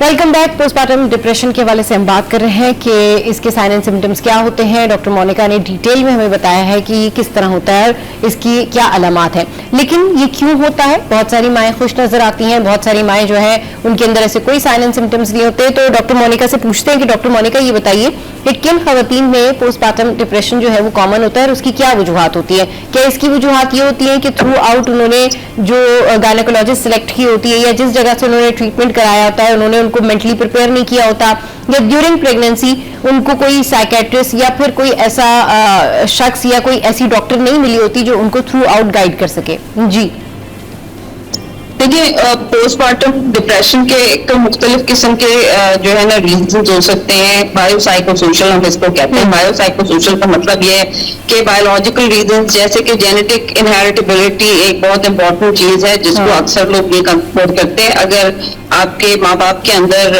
कोई मूड डिसऑर्डर्स हैं, फैमिली में कोई मूड डिसऑर्डर रन करता है, तो फिर उसमें ये एक बहुत बड़ा एक फैक्टर है जो कि आगे चलकर जो है वो प्रॉब्लम क्रिएट करता है। ठीक है, एक तो ये हो गया। दूसरी चीज ये है कि अगर जैसे थ्रू आउट प्रेगनेंसी आप बहुत ज्यादा बीमार हैं, जैसे पास लोगों को बहुत ज्यादा उल्टियां वगैरह बहुत रहती हैं और उनकी तबीयत ठीक नहीं, अगर उनकी प्रेगनेंसी स्मूथ नहीं गुजरी है, या बहुत जैसे कहते हैं ना कि उसमें इश्यूज रहे हैं, ठीक है, बायोलॉजिकली इश्यूज रहे हैं, बीमार रही हैं, कोई और प्रॉब्लम्स रहे हैं, थ्रेटन्ड अबॉर्शंस वगैरह लोगों को, खवातीन को रहते हैं जिनके बच्चे बार बार जाया होते हैं, तो उनको सारा वक्त वो प्रेगनेंसी में इसी डर खौफ में गुजर रहा होता है कि कहीं कुछ हो ना जाए। तो इस तरह की अगर कोई प्रेगनेंसी आपकी गुजरी है, कोई भी इस तरह के प्रॉब्लम्स अगर आपको रहे हैं ड्यूरिंग प्रेगनेंसी, तो फिर उनमें भी एक चांस होता है कि जो है पोस्टमार्टम डिप्रेशन हो सकता है। अच्छा, दूसरी सबसे इम्पोर्टेंट चीज ये है कि ऑब्वियसली जैसे आपने कहा आपका डॉक्टर कैसा है वो भी बहुत इंपॉर्टेंट है। जाहिर है अगर वो इन सब चीजों को आइडेंटिफाई कर रहा है तो ये तो बहुत अच्छी बात है और सपोर्ट कर रहा है पेशेंट को, तो वो एक पॉजिटिव फैक्टर हो सकता है। लेकिन एक चीज बहुत इंपॉर्टेंट ये भी है कि आपका जो सोशल मतलब वो कैसा है, यानी कि आपके हस्बैंड का रवैया, आपके घर वालों का रवैया, आपकी फैमिली का रवैया आपके साथ कैसा है, आपका जो है ना आपको प्रेगनेंसी के दौरान कितना अच्छा ट्रीट किया गया है या कितना अच्छा सपोर्ट सिस्टम है आपका, इन सब चीजों से बहुत फर्क पड़ता है। क्योंकि पोस्टमार्टम डिप्रेशन जो है, जो सिंगल मदर्स होती हैं या जहाँ पर फैमिली जो है बहुत ज्यादा सपोर्टिव नहीं होती है, इस तरह की जो जहाँ पर प्रॉब्लम्स होते हैं, सोशल इश्यूज जहाँ पर ज्यादा होते हैं, वहां पे हमने देखा है कि पोस्टमार्टम डिप्रेशन ज्यादा होता है और सिवियर भी होता है। जो है उसके अलावा भी कॉजेस तो बहुत सारे, लेकिन बेसिक कॉजेस ये हैं इसके। सही, आपने कहा इसके बहुत सारे कॉजेस हैं। आपने जिस तरीके से कहा ना, या मैंने जिस तरीके से पूछा था कि डॉक्टर के ऊपर बहुत ज्यादा डिपेंड करता है कि आप किस गायनेकोलॉजिस्ट के पास जा रहे हैं, तो आपकी डॉक्टर कैसी है, आपकी डॉक्टर में क्या खासियत होनी चाहिए, किन वजूहात की बिना पर प्रेगनेंसी के दौरान आपको डॉक्टर को चेकअप कराना चाहिए, वो क्या वजूहात होती है, वो हमारे साथ में शेयर कीजिएगा कि किस डॉक्टर को सिलेक्ट करें। देखिए, डॉक्टर आपकी जो भी हो ना, एक गायनेकोलॉजिस्ट जो भी आप सिलेक्ट करें वो उसमें एम्पैथी होनी चाहिए, मेरा ये ख्याल है अपना। एम्पैथी का मतलब ये है कि वो सिर्फ जो है वो जब भी आप जैसे एंटीनेटल के लिए जब भी जाते हैं, हर महीने आजकल तो एंटीनेटल हर महीने होता है, आप हर महीने जाते हैं, तो जो आप अगर आपकी गायनेकोलॉजिस्ट सपोर्टिव है, वो आपको बता रही है कि भाई ये सिम्टम्स हैं, आपको इस तरह इन चीजों को डील करना चाहिए, या प्रेगनेंसी में क्या क्या प्रॉब्लम्स होती हैं, या फिर प्रेगनेंसी के बाद यानी कि पोस्ट पार्टम जो पीरियड होता है उसमें क्या क्या इश्यूज हो सकते हैं, या बच्चे की देखभाल के लिए आपको कैसे मेंटली प्रिपेयर होना चाहिए, या इस तरह की चीजों, और फैमिली को काउंसिल करती है, थोड़ा सा टाइम देती है अपने पेशेंट को भी, और जो उनके साथ फैमिली के जो लोग होते हैं, सासें वगैरह जो होती हैं, हस्बैंड होते हैं, उनके साथ थोड़ा सा इंटरेक्ट करती है और उनको परसुएट करती है कि भाई आप इसका ख्याल रखें प्रेगनेंसी में, ये वो इस तरह की चीजें अगर वो करती है तो दैट इज जो है ना आपको ऐसी गायनेकोलॉजिस्ट आपको बिल्कुल नहीं सिलेक्ट करनी चाहिए जो कि आपकी बात ना सुने, या जो बहुत ज्यादा आपको सपोर्ट ना कर सके, जो आपकी बात को बिल्कुल कोई वैल्यू ना करे, तो इन सब चीजों में नहीं वो करना चाहिए। सही, बिल्कुल ठीक कह रही है कि डॉक्टर सिलेक्ट करना बड़ा जरूरी है और अच्छा डॉक्टर सिलेक्ट करना बड़ा जरूरी है। अगर जब भी आप प्रेगनेंसी के दौरान अपनी डॉक्टर को सिलेक्ट करें तो जरूर ये जहन में रखें कि आपकी डॉक्टर के अंदर कम से कम इतना हौसला होना चाहिए कि वो आपकी हिस्ट्री अच्छे तरीके से सुने, आपके सारे कंसर्न्स जो हैं वो सुने, और आपके सारे कंसर्न सुनने के बाद एक एक करके उसका जवाब दे। अगर कोई भी चीज प्रेगनेंसी में आपकी डॉक्टर स्किप करती है या लेट गो करती है तो उसका नुकसान फिर इन दी एंड आपको बाद में हो सकता है, या फिर during the time of child birth आपको उसके कॉन्सिक्वेंसेज जो है वो भुगतने पड़ सकते हैं। डॉक्टर हमेशा आपने अच्छी सिलेक्ट करनी है, और अगर आपकी डॉक्टर आपकी अच्छी काउंसलिंग भी कर देती है और आपको मंथली चेकअप के दौरान बहुत सारी चीजों से आगाह भी करती है, और खास करके जो पोस्टमार्टम डिप्रेशन है इसके हवाले से आपको बताती है कि इसमें आपके साथ ये प्रॉब्लम हो सकती है, ये चीजें आपके सामने आ सकती हैं, इस तरह की कंडीशन आपको फेस करना पड़ सकती है, उसके लिए मेंटली प्रिपेयर करती है और आगे की बातों के लिए मेंटली प्रिपेयर करती है। तो गो फॉर इट, जरूर ऐसी डॉक्टर सिलेक्ट करें, साथ साथ उसका मेडिकल रिकॉर्ड भी चेक करें, और उसके जो जितने भी ऑपरेशंस हैं या उसकी जो मेडिकल हिस्ट्री है वो भी हॉस्पिटल से जरूर पता कर लें, और उसकी आप जो है वो स्पेशलिटी भी पता कर लें। अच्छा डॉक्टर मोनिका, अगर डॉक्टर अच्छा हो ना, आपकी डॉक्टर अगर अच्छी हो तो आपकी आधी बीमारी वैसे ही खत्म हो जाती है, क्योंकि वो बात करने से आपको ये बता देते हैं कि भाई ठीक है ये दवाएं हैं, इससे आप ठीक हो जाएंगे, इतने दिन में ठीक हो जाएंगे और आपका मसला हल हो जाएगा। तो आधा जो आपका जो बीमारी है, आधी जो आपकी परेशानी है वो डॉक्टर के पास जाके खत्म हो जाती है, और आधी दवाइयों से या फिर जो चौथाई हिस्सा रह जाता है वो टेस्ट से क्लियर हो जाता है। हमारे यहाँ जब खवातीन डिप्रेशन का शिकार होती हैं, चाहे वो पोस्टमार्टम डिप्रेशन का शिकार हो या फिर वो नॉर्मल डिप्रेशन का शिकार हो, दोनों ही सूरतों में रिवाज नहीं है कि किसी साइकेट्रिस्ट के पास जाएं, दोनों ही सूरतों में रिवाज नहीं है कि किसी अच्छे जो है ना डॉक्टर को कंसल्ट कर लिया जाए और उससे पूछ लिया जाए कि इंटरनल बॉडी में जो चेंजेस आ रहे हैं उसका इफेक्ट ब्रेन पर भी पड़ रहा है। तो ऐसी सूरत हाल में, प्रेगनेंसी की सूरत हाल में या आफ्टर प्रेगनेंसी, डिप्रेशन से बचने के लिए, डिसऑर्डर से बचने के लिए क्या साइकेट्रिस्ट के पास जाया जा सकता है? ये जरूरी है? देखिए, बचने के लिए तो लोग नहीं आते नॉर्मली जो है, लेकिन हमारे यहाँ तो ये आपने जैसे सही कहा कि रिवाज ही नहीं है कि जो है ना साइकियाट्रिस्ट को कंसल्ट कराया जाए, बल्कि अगर लेट्स सपोज पोस्टमार्टम हमने ये देखा है कि अक्सर खवातीन के साथ जब वो जाती हैं पोस्टनेटल चेकअप के लिए जाती हैं या फिर वो अपनी गायनी को दिखाने जाती हैं जैसे डिलीवरी के बाद, तो अक्सर जो गायनेकोलॉजिस्ट हैं वो रेफर करती हैं कि भाई आपको ये इशू हो रहा है, आप साइकियाट्रिस्ट को दिखा दें, ठीक है, और जो है ना कोई दवा शुरू करा दें ताकि ये है कि आप बच्चे की केयर बेहतर तरीके से कर सकें और आपको ये इशू हो रहा है, वो उनको भेजती हैं। तो तब भी लोग इस चीज को एक्सेप्ट नहीं करते कि जो है ना ये कोई इशू है, ये कोई प्रॉब्लम है। और साइकियाट्रिस्ट का नाम तो सुन के आपको पता है वैसे ही लोग जो है ना वो परेशान हो जाते हैं कि हम पागल थोड़ी है, हाँ। हमें कुछ हमें क्या जरूरत है, हम क्यों जाएंगे। लेकिन देखें, डिप्रेशन को आप पागलपन नहीं बोलते और कोई भी मेंटल इलनेस जो है उसको पागलपन आप नहीं कैटेगराइज करते हैं। ये साइकियाट्रिस्ट जो है वो आपकी जो नीड्स होती हैं, जो लेट्स सपोज जो ब्रेन में आपके जैसे लेट्स सपोज जो न्यूरोकेमिकल डिसऑर्डर हुआ है उसको ट्रीट करने में आपकी हेल्प कर रहा है। आपकी बॉडी में कहीं भी कोई इम्बैलेंस होता है हार्मोनल, तो आप डॉक्टर के पास जाते ही है ना। तो जब आपको एक न्यूरोकेमिकल इम्बैलेंस है तो उसमें आप डॉक्टर के पास जाना क्यों नहीं पसंद करते हैं? तो ये एक बहुत बड़ा एक वो कहते हैं अलविया है कि लोग नहीं आते साइकियाट्रिस्ट के पास। और डिप्रेशन, पोस्टमार्टम डिप्रेशन या कोई भी और इवन तक हमने तो ये देखा है कि साइकोसिस में महीनों तक लोग जो है खवातीन को घर पे रखते हैं और उनका जो है वो इलाज मुख्तलिफ तरीकों से हो रहा होता है, यानी कि इलाज इन द सेंस के स्पिरिचुअल वो इलाज करा रहे होते हैं, लेकिन जो है उनको डॉक्टर के पास नहीं लेके आते। इवन तक वो इतना ज्यादा खुद परेशान हो जाते हैं, पता होता है कि बच्चे की भी सेहत को खतरा हो सकता है इससे, इसके बिहेवियर से, लेकिन फिर भी वो नहीं ला रहे होते, वो चीज वो डिनाइल में होते हैं। सही। अच्छा डॉक्टर मोनिका, हमारे यहाँ पर जिस तरह से एक तो इन चीजों का रिवाज नहीं है, दूसरी जानिब अगर कोई एंटी डिप्रेसेंट खा रहा है, खातून लड़की या कोई भी अगर एंटी डिप्रेसेंट का इस्तेमाल कर रहा है तो उसको तो वैसे ही कह देते कि वो ये तो पागल है, इसके साथ प्रॉब्लम है इसलिए एंटी डिप्रेसेंट खा रहा है, ये प्रॉब्लम होती है। लेकिन एंटी डिप्रेसेंट जो खवातीन खाती हैं या रेगुलर बेसिस पर ले रही होती हैं, उनके हवाले से बताएं कि क्या पोस्टमार्टम डिप्रेशन के बाद उनको एंटी डिप्रेसेंट दी जा सकती है, या फिर अब वेस्ट में तो ये कल्चर है कि एंटी डिप्रेसेंट लोग खाते, लेकिन यूजुअली हमारे यहाँ पर जो ट्रीटमेंट है वो यही है कि आपकी किसी से कोई बातचीत हो गई, आपके बहन भाई आ गए, उनसे आपने बात करके दिल हल्का कर लिया, मतलब रेगुलर आपका डिप्रेशन कम करने के लिए कोई ऐसे एंटी डिप्रेसेंट नहीं है, एंटी डिप्रेसेंट नहीं है जो कि आपके डिप्रेशन को कम कर सके।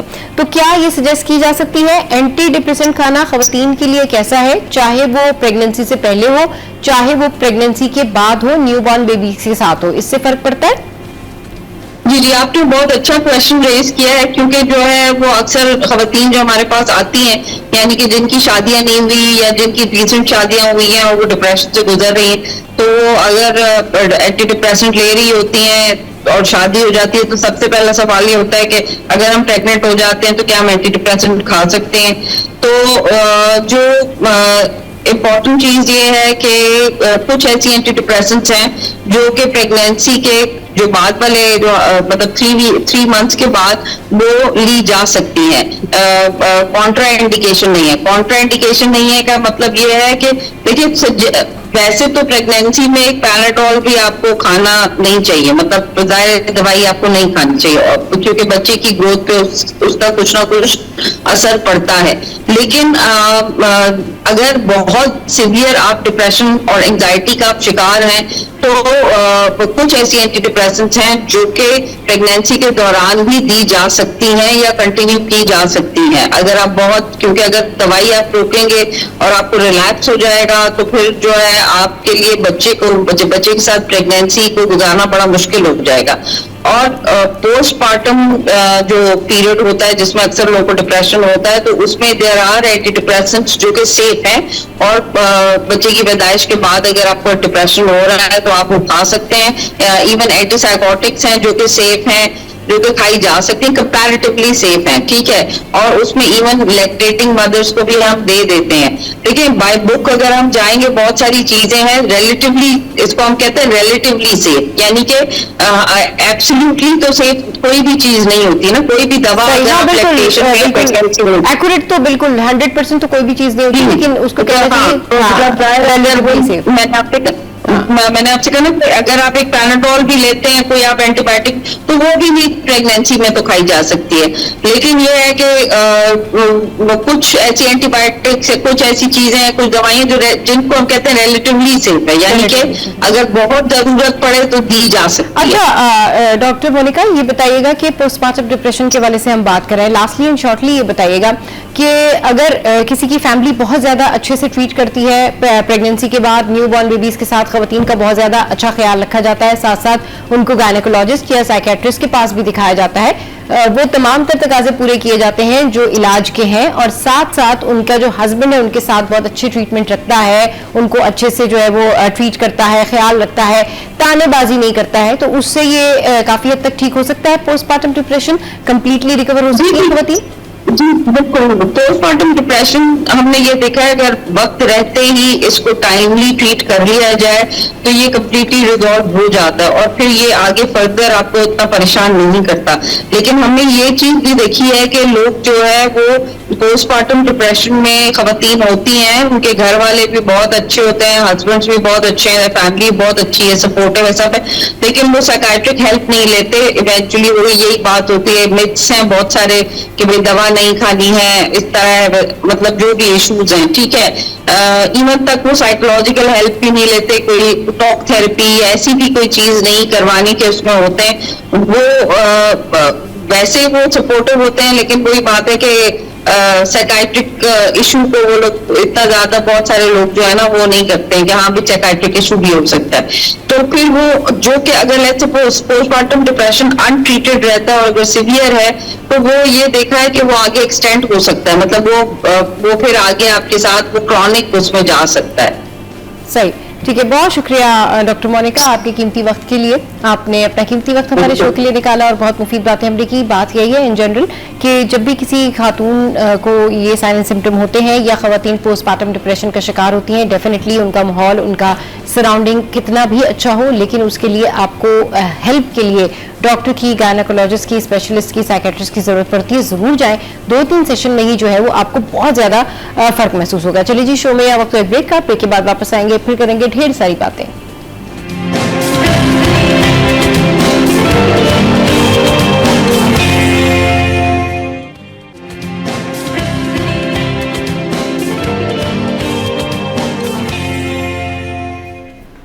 Welcome back. तो आज हम बात करेंगे सिटी सिचुएशन पे, और सिटी सिचुएशन पे जो क्राइम के स्टैट्स हैं अप्रैल के, वो आपके साथ में शेयर करेंगे। और सीपीएलसी ने जो है ये स्टैट्स जारी किए हैं, जिस हवाले से मैं डिस्कस करूंगी। हमारे साथ इस पर बात करने के लिए अशरफ भाई, हमारे ब्यूरो चीफ कराची, यहाँ पर मौजूद है। लेकिन उससे पहले सीपीएलसी के ये स्टैट्स मैं आपके साथ में शेयर करना चाहूँगी और आपको बताना चाहूँगी कि कराची में जो क्राइम है वो कितने उसके स्टैट्स हैं, क्या आदादो शुमार है और किस हिसाब से जो क्राइम है ये हो रहा है, और फिर आपने फैसला करना है। और इसकी जो ग्राउंड रियलिटी वो अशरफ भाई आपको बताएंगे कि ये सब कुछ क्या हो रहा है और कैसे इसकी रोकथाम मुमकिन है। तो जनाब, अगर हम सिर्फ गाड़ियों की बात करें ना, तो तकरीबन 22 गाड़ियां जो हैं वो छीनी गई हैं। अच्छा जी, 111 गाड़ियां जो हैं वो चोरी हुई हैं।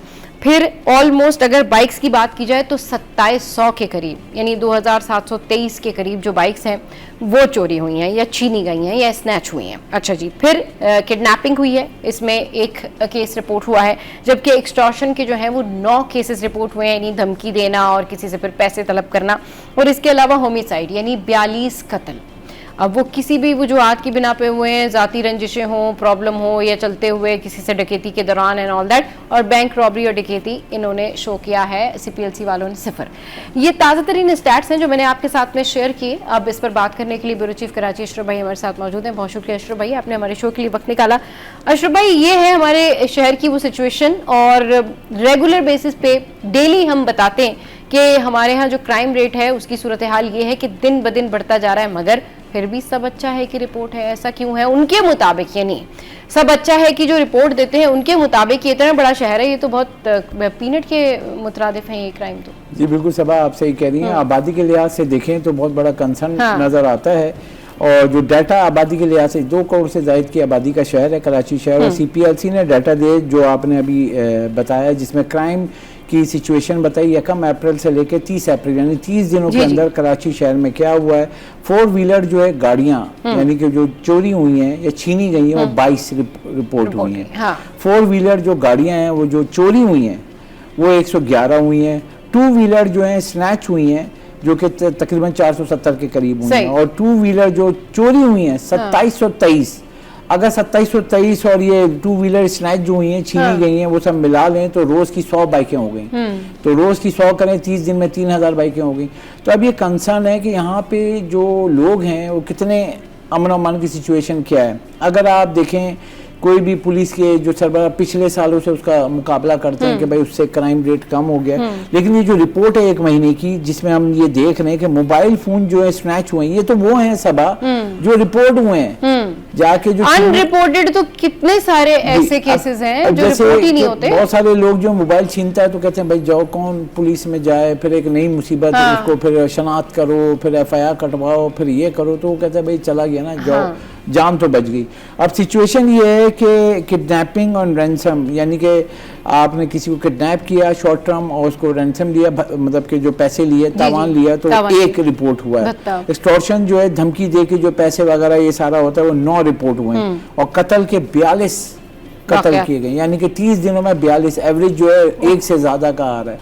अब ये वो कंसर्न्स हैं कि जो देख रहे हैं, बिजनेस कम्युनिटी का बताऊं, ताजरों का बताऊं, शहरियों का बताऊं, कि हर तरफ से देखें कि वो कंसर्न शो कर रहे हैं कि इस वक्त कराची शहर की जो सिचुएशन है, ताजिर कम्युनिटी से शुरू करते हैं। जी, ताजिर बरादरी का ये है कि खास तौर से जो वहाँ के खरीदार आते हैं मार्केट्स में, बाइक आके बाहर खड़ी करते हैं, जब जाते हैं तो वो बाइक गायब होती है, वो जाके बोलते हैं, वो समझते हैं कि वो आपके ट्रैफिक पुलिस वाले ले गए, लेकिन वो चोरी हो जाता है। यहाँ पे कोई भी, मतलब अगर आप देखें ना कि सेफ सिटी जो हम बात करते हैं, कैमरे 1200 लग गए हैं, 12,000 कैमरे लगाने थे वो अभी तक लग रहे हैं। और 1200 कैमरे पे आपने देखा होगा ट्रैफिक चलान तो धड़ाधड़ हुए हैं, लेकिन अभी तक अगर देखें जो चोरी हुई कोई चीज़, गाड़ी चोरी हुई, उसको पकड़ते हुए दिखाएं ना आप। वो गाड़ी अगर वहाँ से सदर से गायब हुई और उसको आप उसमें CCTV कैमरे में देखते, आप सेफ सिटी प्रोजेक्ट में देखते कहाँ से कहाँ गया, तो उसको पकड़ते तो आपको रिकवरी मोड तो जल्दी हो जाएगा ना वो। मगर आपको सिर्फ वो कैमरे लगे हुए, आप जैसे नहीं होते, आप जाते हैं दावत में तस्वीरें खींच रही हैं, वो तस्वीरें खींच रही हैं, कोई सीट बेल्ट नहीं है, कोई डबल अगर बैठा हुआ है तो उसके साथ हेलमेट नहीं है, आगे के पास हेलमेट है बाइक पे, पीछे वाले का हेलमेट, ये तस्वीरें आ रही हैं, चालान भी आ रहा है। लेकिन ये जो चोर हैं इस शहर में जो दमदमाते हुए फिर रहे हैं वो आपको पकड़े हुए नज़र नहीं आएंगे, ना पकड़ा जा रहा है ना उसके लिए इकदाम हो रहे हैं। अब यहाँ पे देखें कि कराची पुलिस चीफ जो हैं आज़ाद खान साहब, उनका भी हमने सुना, मुलाकात भी हुई थी, उनसे यही कंसर्न किया था। रमज़ान में मुलाकात हुई थी, अभी फिर हमारी मुलाकात है। अब बकर ईद आ रही है, आपको पता है बकर ईद में क्या होता है इस शहर में। जी, बिल्कुल। पूरे लगता है ऐसा कि पूरे मुल्क से लोग आ जाते हैं वो जो गोश्त लेने के लिए। अब वो ऐसी माफिया है, गाय बकरे भी चोरी हो जाते हैं। जी, वो तो अभी तो अब बकर ईद आ रही है, बिल्कुल करीब आ गया। और के यानी कि यहाँ पे वो भी रिपोर्ट होता है कि हम कुर्बानी के लिए जानवर लाते हैं, चाहे गाय हो बकरा हो, गाड़ी ला के बकरा गाड़ी में डाल के ले जाते हैं, तो ये भी हो रहा होता है। तो इसको रोकने के लिए जो पुलिस का जो आपका काम है वो नजर नहीं आ रहा है। अब अगर हम इसको वाइस वर्सा करते हैं, मुकाबला करते हैं ना लाहौर से, लाहौर पुलिस का देखें सेफ सिटी है, इस्लामाबाद सेफ सिटी प्रोजेक्ट है। आप सीरियस गाड़ी चोरी हो, आपको गाड़ी ना पकड़ के दे दें आप, क्योंकि पूरा शहर जो है सेफ सिटी प्रोजेक्ट लग चुका है, सारे कैमरे फाल हैं, अगर गाड़ी चोरी वो बच के नहीं जा सकता है। यही सेम सिचुएशन है लाहौर में।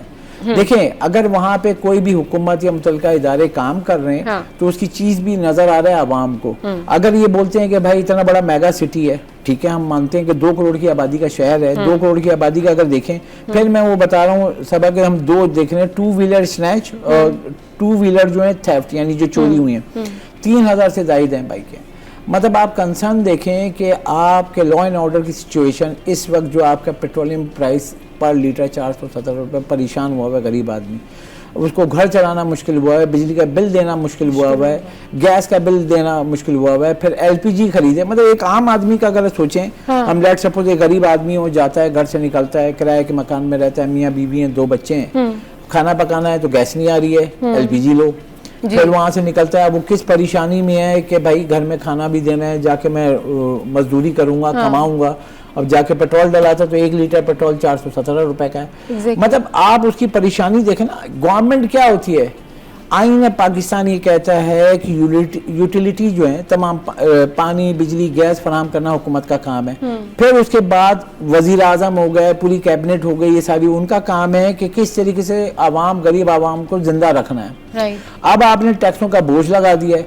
देखे ना, अब भत्ता तो देखे ना, एक आप निकल रहे हो कि वो स्ट्रीट क्रिमिनल बाहर निकल रहे हैं, आपको उसका खौफ है, मोबाइल लेके जा रहे हैं तो आपको छीन लेगा। फिर दूसरा क्या होगा, बाइक चोरी हो जाएगी, आप खड़ी करके गए वापस आए गायब है। मतलब कोई आपको अमन अमान का, लॉ एंड ऑर्डर का कोई रिस्पांस, कोई खुलेआम घूम रहे हैं। इस शहर में आप भी जाती हैं, इतना दूर ट्रैवल करती हैं, आपने देखा होगा जगह जगह जो नशेई हैं, आपको कहीं कार्रवाई होती हुई दिखी? अच्छा अशरफ भाई, ये जो अशरफ भाई जिस बात का जिक्र कर रहे हैं ना कि जगह जगह नशे हैं, कहीं कार्रवाई नहीं होती, इट्स बीन लॉन्ग टाइम।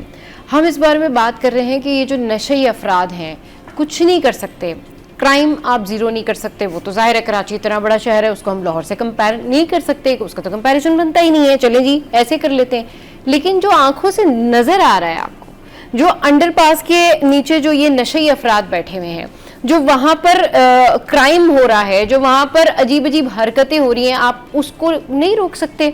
फिर मुझे पता है, अशरफ भाई को पता है, आप लोगों को पता है कि स्नैचिंग कौन कौन से पॉइंट्स के ऊपर होती है। भाई इधर अंधेरा है, यहाँ नहीं जाना, जहाँ ज्यादा खड्डे हैं वहाँ बाइक स्लो होगी, वहाँ पे चोर आ जाएगा, पकड़ लेगा जी, डकैती हो जाएगी। और स्नैचिंग मेरे ख्याल में कोई ऐसा है ही नहीं कराची में जिसका मोबाइल चोरी ना हुआ हो।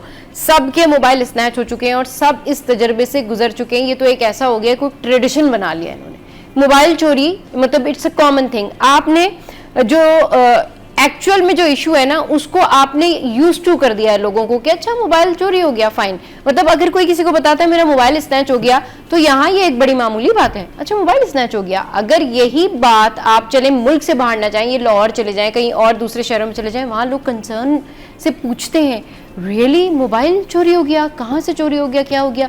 अशरफ भाई, ना इनको नशे अफराद नजर आते हैं, ना इनको वो पॉइंट्स नजर आते हैं जहाँ से मोबाइल चोरी होते हैं, जहाँ पर इस तरह की डकैती की वारदात ज्यादा होती है। सीसीटीवी कैमरे लगे हुए, क्यों लगे हुए कुछ नहीं पता। और जो स्टैट्स आते हैं वो ये स्टैट्स हैं, और फिर उसके बाद ये कहा जाता है पहले से क्राइम कम हुआ है और सब अच्छा है कि ये रिपोर्ट है। और क्योंकि कराची एक बहुत बड़ा शहर है तो यहाँ पे क्राइम उस हवाले से ज्यादा है और मुख्तलिफ लोग रहते हैं और डिफरेंट ये प्रॉब्लम है, बड़ी मार्केट्स हैं, बहुत ज्यादा दुश्वार गुजार रास्ते हैं, अंदर गलियां हैं, तो ये सारी लॉजिक है। सब देखिए ना, हम बाहर कहीं नहीं जाते, हम इस ऑफिस की बात करते हैं। हमारे ऑफिस में 150 से ज्यादा मुलाजमीन हैं, जिसमें कैमरा मैन है, ड्राइवर हैं, दीगर लोग हैं, प्रोड्यूसर है, न्यूज़ प्रोड्यूसर है, एनएलई है।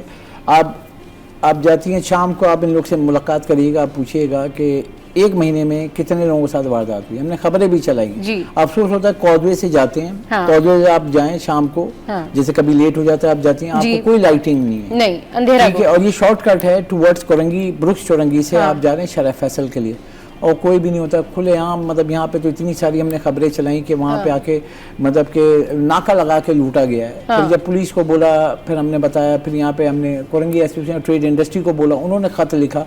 लेकिन देखे ना, एक होता है ना कुछ समझ में आए, कुछ दिल ही नहीं है ना काम करने का। अब ट्रैफिक पुलिस वाले आपको नजर आ जाएंगे चलान करने के लिए ना, वहाँ पे बाइक वाले को रोकने के लिए ये सब।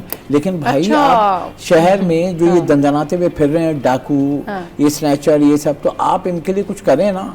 आप अगर नजर आ रहे हैं एक शहरी को आपने ऐसे छोड़ा हुआ है कि कोई भी, जैसे आपको ऐसा लगता है कोई बंद गली में चले गए, 10-12 कुत्ते आ गए, उसको नोचने के लिए घूम रहे हैं, उसको बचाने वाला कोई नहीं है। इस शहर की जो सिचुएशन है, 7 अजला हैं, 7 अजला में देखें आप, जगह जगह आपको क्या हो रहा है भाई, तामीराती काम, वो तामीराती काम जो खत्म ही नहीं हो रहा है। ठीक है, अब उस तामीराती काम की वजह से बताऊं कि हम यूनिवर्सिटी रोड की बताएं, मेरा बेटा भी एनईडी में पढ़ता है, तो आता है तो रोज एक नई स्टोरी बता रहा होता है। यूनिवर्सिटी रोड का क्या अब यूनिवर्सिटी रोड पे आप जाएं तो कराची यूनिवर्सिटी है, एनईडी। अब आप सोचें हजारों बच्चे निकलते हैं, आप जाके कभी वहाँ प्रोग्राम करिएगा, ठीक है, वहाँ किसी से रब्ता करें, आप पूछें, आप नीपा के पास टूटी हुई रोड है, कोई रिपेयर नहीं करते हैं, वहाँ पे कितनी स्नैचिंग हो रही है और वहाँ लोग मतलब परेशान हैं, कितने लोग जख्मी किए हैं उसके अंदर। मतलब आपके भाई वो फ्यूचर के मेहमान हैं, वो वहाँ पढ़ रहे हैं, कराची यूनिवर्सिटी है, एनईडी है, कितने हजारों बच्चे वहाँ पढ़ रहे हैं, उसके बाद आगे स्कूल हैं, फिर दीगर कॉलेज हैं, ये कम से कम प्रोफेशनल यूनिवर्सिटीज के बाहर तो सिक्योरिटी दे वो कैसे देंगे भाई। आपको वीआईपी मूवमेंट होगी, फिर आप देखें गाड़ियों की लाइनें लगी, 35-35 गाड़ियां जा रही होंगी, कल भी मैं जा रहा था, एक वीआईपी मूवमेंट थी, मैं कारसा से, वो ट्रैफिक रोका हुआ है, मैं शराब फैक्ट्री से कारसा मोड़ रहा हूँ, मुझे रोका हुआ है ना, रात को ऑफिस से जा रहा था, 8:30 पौने 9 हो रहे थे, रोक दिया भाई। हमने कहा क्या हुआ भाई? कह रहे वीआईपी मूवमेंट। हम खड़े में, कार साथ पे उधर से गाड़ियां ने रोका, वीआईपी मूवमेंट भाई, वो गाड़ियां जा रही हैं, 35-40 गाड़ियां, और गरीब आदमी खड़ा हुआ है भाई, मैं खड़ा हुआ हूँ, कोई भी आएगा लूट के चला जाएगा। अब सिचुएशन ये है कि ये शहर इस मुल्क का सबसे बड़ा मेगा सिटी है, ये वो शहर है अरबों रुपए कमा के देता है, ये वो शहर है जहाँ सबसे बड़े पोर्ट एक्टिविटी होती है, ये वो शहर है जहाँ सबसे बड़ा ताजिर बरदरी काम करता है, ये वो शहर है 24,000 सनतें हैं, लाखों लोगों को रोजगार देता है, अरबों रुपए कमा के देता है। लेकिन लोगों की सेफ्टी देखें, आप जाएं, मतलब किसी को भी कोई अगवा भी कर लेगा, आप उसको जान से भी मार देगा, आपको खुलेआम रोड पे आप स्नैचिंग देखा होगा, खुलेआम हो रही होती है। मतलब आप फोन भी करें, मेरे साथ हुआ एक, मैं बताऊं सबा कि मैं जा रहा था मेमार, महीने में एक दिन दोस्त जमा होते हैं, तो वहाँ जा रहा था। वो मेमार वाली जो रोड है वो बिल्कुल जो ना सन्नाटी वाली रोड है, वहाँ पे हम जा रहे हैं, बाइक पे आके उन्होंने रोकने का इशारा किया है, उन्होंने फायर मारे हैं भाई कि रोक देंगे, हमने भगा, मैं बाइक पे ही था, हम लोग निकल गए, दोस्त थे हम लोग थे। अब ये जो सिचुएशन है, अब मैंने 15 पे फ़ोन किया, गलती हो गई भाई, मैंने समझा कि भाई पुलिस हमारे लिए, तो मुझे क्या कह रहा है पता है सबा, 15 वाला कह रहा है कि जी सर हम गाड़ी पुलिस वाले टीम मूव करें, आप वहीं रुकें। अब मैंने कहा भाई वो फायर कर रहा है, मैं वहां रुकूं?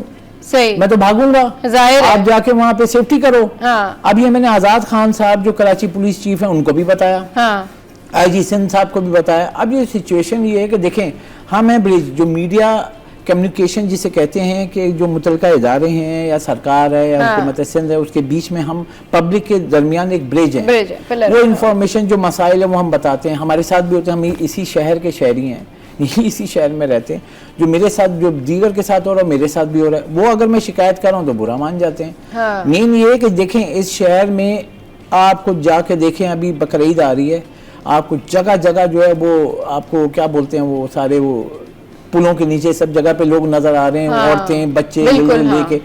अब आप ये देखें ना, कौन है वो लोग?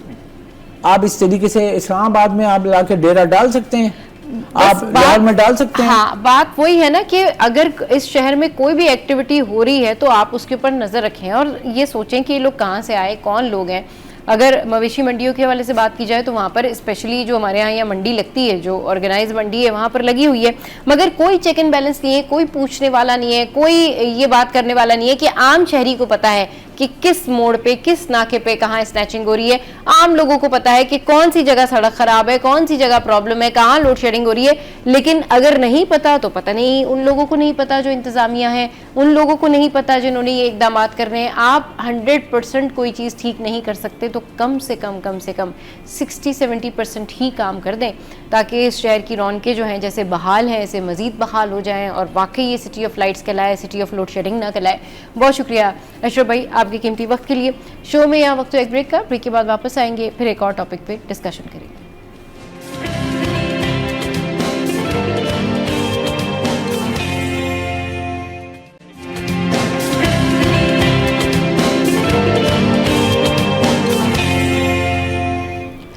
Welcome back. तो जी हमारा जो समंदर है ना बहुत इंपॉर्टेंट है, लेकिन यूजुअली होता है कि पोल्यूशन का हाल ये है कि अगर हम शहर से समंदर की बात करें ना तो हम देखते हैं कि हमारा समंदर भी पोल्यूटेड है और इसके लिए जहाँ पर इंतज़ामिया को इक़दाम करने चाहिए, वहीं पर हमारा भी फ़र्ज़ है कि हम समंदर की जो ऊपर जो तह लगा के आ जाते हैं ना, जब पिकनिक पे जाते हैं कि जी प्लास्टिक की बोतल भी वहीं फेंक दी, जो खाया डिस्पोजेबल प्लेट्स भी वहीं फेंक दी, और जो खा रहे हैं चिप्स खाइए तो उसका रैपर भी वहीं पर फेंक दिया, तो उससे अवॉइड करना चाहिए। क्योंकि समंदर जो है वो उसकी सफाई, उसकी जो कहना चाहिए ना मेंटेनेंस अगर इंतज़ामिया देख रही है तो आपको उसको मेंटेन रखने के लिए एक अच्छा सिटीज़न बनना पड़ेगा।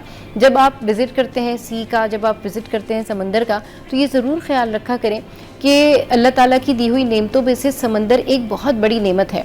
अच्छा जी, मरीन पोल्यूशन के हवाले से बात करने के लिए हमारे साथ इस वक्त मौज़म अंकल ने हमें ज्वाइन किया है। अस्सलाम वालेकुम मौज़म साहब, कैसे हैं आप? ठीक ठाक हैं? अल्लाह का करम और आपकी दुआएं हैं और सुनने वालों की दुआएं भी शामिल हैं। सही। अच्छा सर, ये बताइएगा कि किस तरीके से मेंटेन किया जाए समंदर के जो ये पोल्यूशन है उसको। ज़ाहिर है ये एक बहुत डिफ़िकल्ट टास्क है, ये आसान नहीं है, लेकिन कम से कम जो सिटीजन्स हैं वो तो अपनी जिम्मेदारी निभा सकते हैं, दिखा सकते हैं। शुक्रिया। बहुत पहली बात तो यह है कि कराची, अगर आप मिसाल ले लें, पाकिस्तान का सबसे बड़ा शहर है और समुंदर के किनारे मौजूद है। इतने बड़े शहर की जितनी चीज़ों को मैनेज करना डिफिकल्ट होता है, चाहे वो ट्रांसपोर्ट हो, चाहे वो फैसिलिटीज़ हो, पानी हो, बिजली हो, तो उतनी डिफिकल्ट है, उतना ही मुश्किल पोल्यूशन को कंट्रोल करना होता है, क्योंकि शहर से बहुत बड़ी मिकदार में लिक्विड पोल्यूशन जो कि सीवरेज की शक्ल में होता है वो प्रोड्यूस होता है। तो वो यकीनन अल्टीमेट फेट जो होता है उसका समुंदर में जाना ही होता है किसी ना किसी फॉर्म में। इसके अलावा सॉलिड वेस्ट जो जनरेट होता है, शहर भर का कूड़ा है, वो भी कुछ तो गवर्नमेंट और इदारे जिनकी जिम्मेदारी है वो उठाकर डंप साइट तक पहुंचाते हैं, लेकिन फिर भी बहुत बड़ी मिकदार में कूड़ा वो समुंदर के किनारे पहुंच जाता है और समुंदर के अंदर शामिल हो जाता है।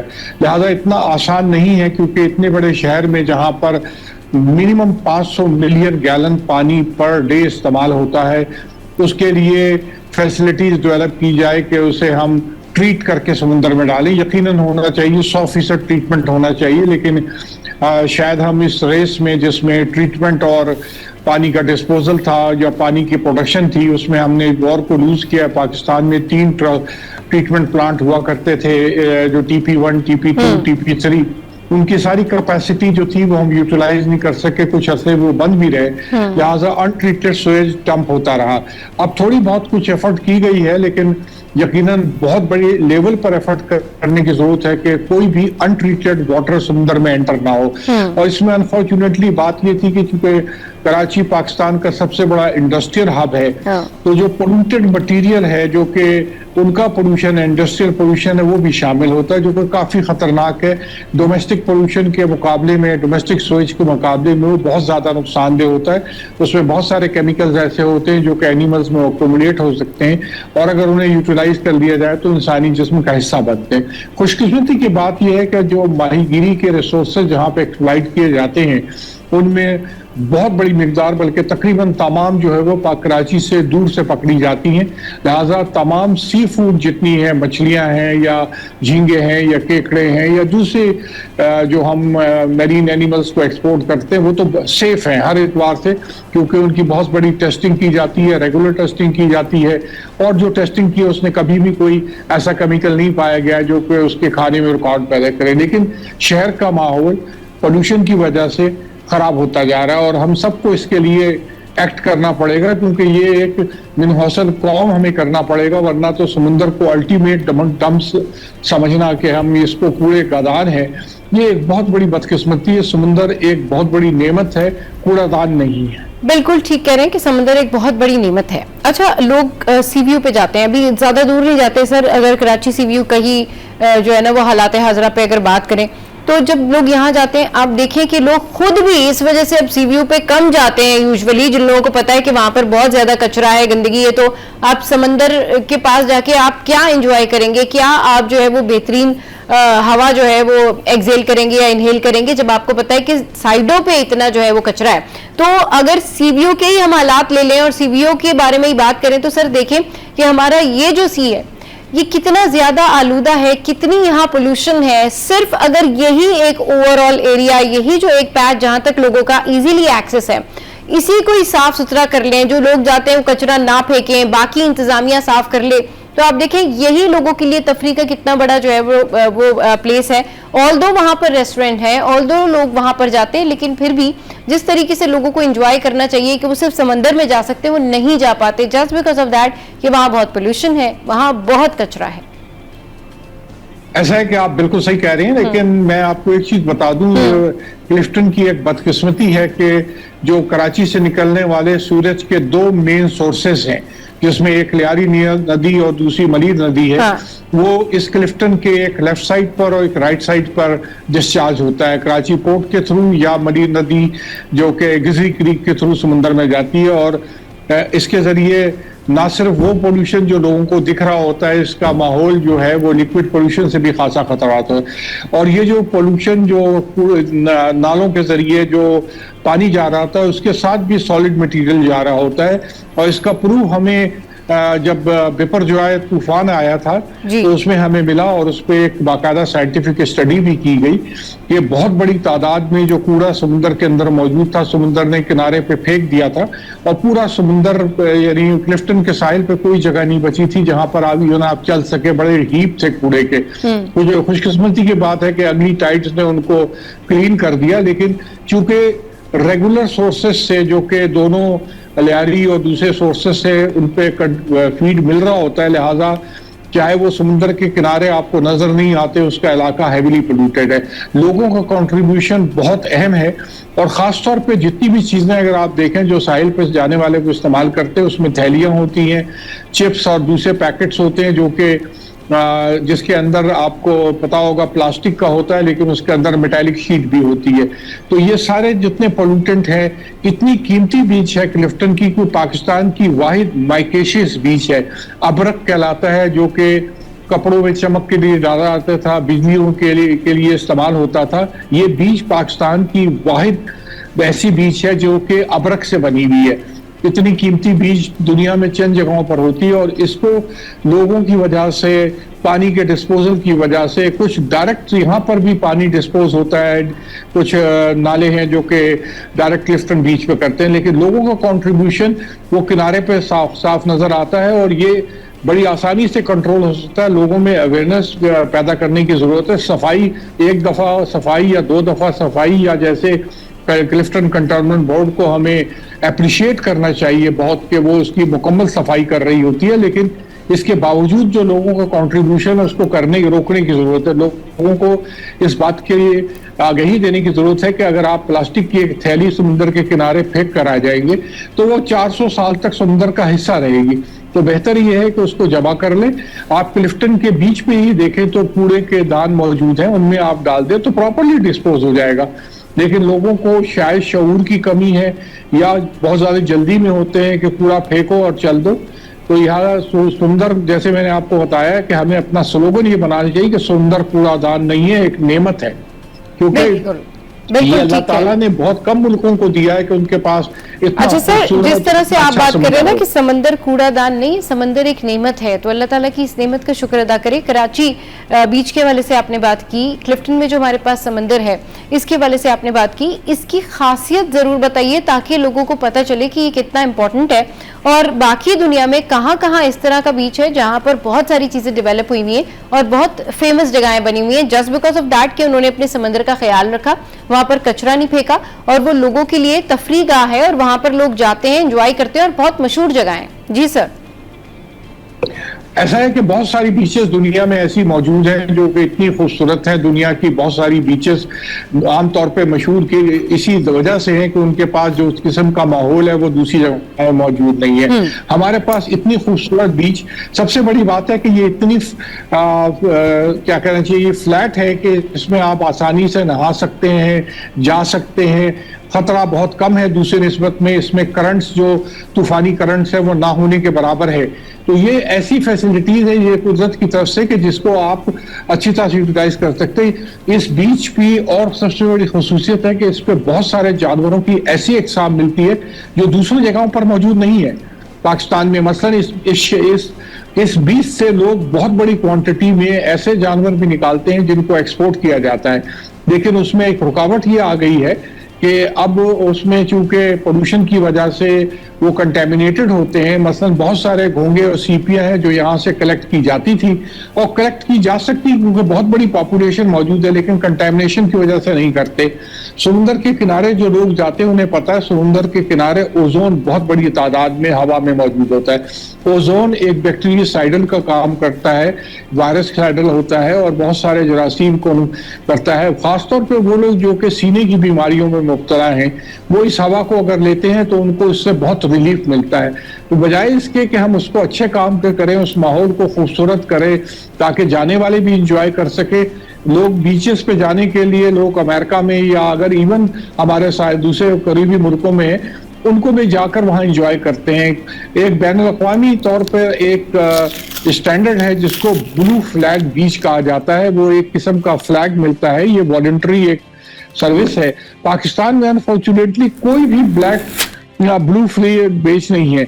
क्लिफ्टन के लिए अगर हम मैसन हैसर कॉम और खास तौर पे वो इदारे जो इसके रिस्पॉन्सिबल है, अगर इसके लिए कोशिश करें तो अगर हम इसको इस बीच को ब्लू फ्लैग बीच डिक्लेयर करवा ले, जिसके लिए सफाई और एनवायरनमेंट और माहौल को सही करना है, तो शायद दुनिया में जो टूरिस्ट आते हैं, अब टूरिस्ट दुनिया में बीचेस पे जाने से पहले देखते हैं कि क्या वो ब्लैक फ्लैग बीच है।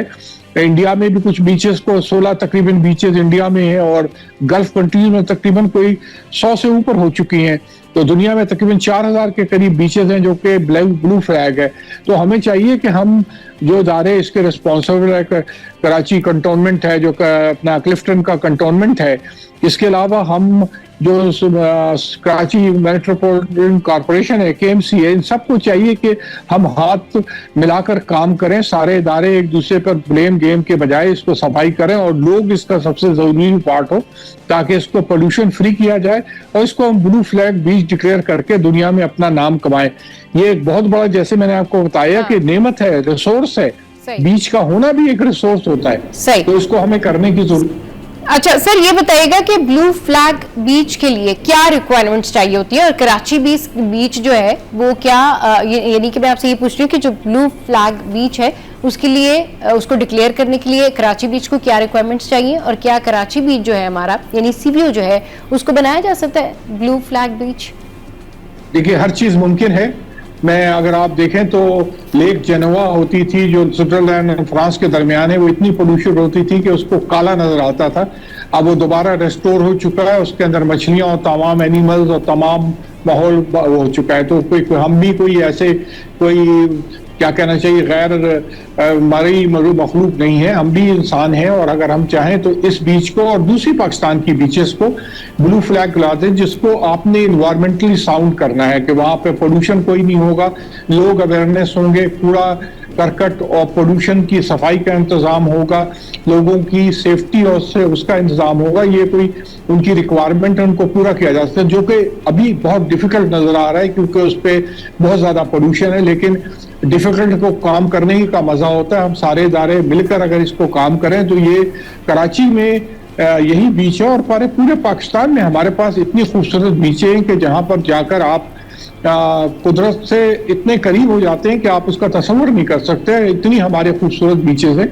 हमें चाहिए कि हम उन बीचेस में से चंद बीचेस को सिलेक्ट करके एज अ कॉम हम उनको चाहिए कि ब्लू फ्लैग बीच बनाएं, कि अगर लोग दुनिया की ब्लैक फ्लैग बीचेस पे जाते हैं तो क्यों नहीं पाकिस्तान की ब्लैक फ्लैग बीचेस पे आए।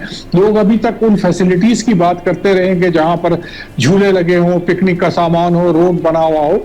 नेचर बीचेस खुद बहुत अहमियत की हासिल होते हैं, जहां अपना कुदरती माहौल है। तो कोई जरूरी नहीं है कि बहुत ज्यादा अच्छे खूबसूरत रोड और पार्क होने चाहिए। बीच ओरिजिनल शक्ल में ज्यादा अट्रैक्टिव होती है अगर उसके अंदर कुदरती माहौल हो, और कुदरती माहौल हो, पोल्यूशन फ्री हो, लोगों को अवेयरनेस हो, क्लीनिंग का सिस्टम हो, तो ब्लू फ्लैग डिक्लेयर किया जा सकता है। और मेरे ख्याल में आपका चैनल और दूसरे जो मीडिया है, हमें उस पर काम करने की जरूरत है कि पाकिस्तान पर हम ये बदनामी का नाम लें कि हमारी बीच पोल्यूटेड है। हमारी बीच मैंने कहा कूड़ादान नहीं है, ये नेमत है, और अगर हम कुफरान नेमत हमें नहीं करनी चाहिए। बिल्कुल ठीक कह रहे हैं कि समंदर एक नेमत है, और अगर हम चाहें तो हमारा ये जो CVO है, लाइक जो ये क्लिफ्टन वाला जो सुपरफिशियल आपको बीच नजर आता है इस रोड पे, इसको क्लीन किया जा सकता है, इसको साफ किया जा सकता है, और इंटरनेशनली इसको रिकग्नाइज कराया जा सकता है। इंटरनेशनली लोग इसके बारे में जानते हैं, लेकिन पोल्यूशन के बारे में भी जानते हैं, और वो ये जानते हैं कि भाई यहाँ पर जो है बहुत ज्यादा कचरा होता है, और कराची के अपने ही लोग जो कराची में रहते हैं वो भी इस बीच पर नहीं जाते जस्ट बिकॉज ऑफ दैट कि नहीं वहां पर बहुत पोल्यूशन है, हम तो वहां पर जाकर मॉर्निंग वॉक भी नहीं कर सकते हैं। तो अपना एनवायरनमेंट क्लीन रखें, घर से लेकर और जहां तक आपके बस में है। अगर आपके पास कोई छोटा सा बिस्किट का रैपर भी है ना, तो उसको आप डस्टबिन में ही फेंकें। ना घर गंदा करें, ना अपना शहर गंदा करें, और ना ही अपने मुल्क में आप इस तरह की कोई चीज़ करें कि उससे सड़कें रोड जो है वो इफेक्ट हो। जगह जगह पानी की पीके आप देखें लोग फेंक देते, पान की पीके जो है वो लोग फेंक देते हैं, कोई भी चीज़ चलते हुए गाड़ी से थ्रो कर देते हैं। ऐसा बिल्कुल मत करें। अच्छे सिटीजन्स बने, अच्छे शहरी बने, और अपना घर का, शहर का, मुल्क का ख्याल रखें। आज के शो से फिलहाल इतना ही। आज का शो कैसा लगा जरूर बताइएगा, फीडबैक दीजिएगा हमारी सोशल साइट पर। हंसते रहिए, मुस्कुराते रहिए, देखना मत भूलिए। Keep watching city at 10।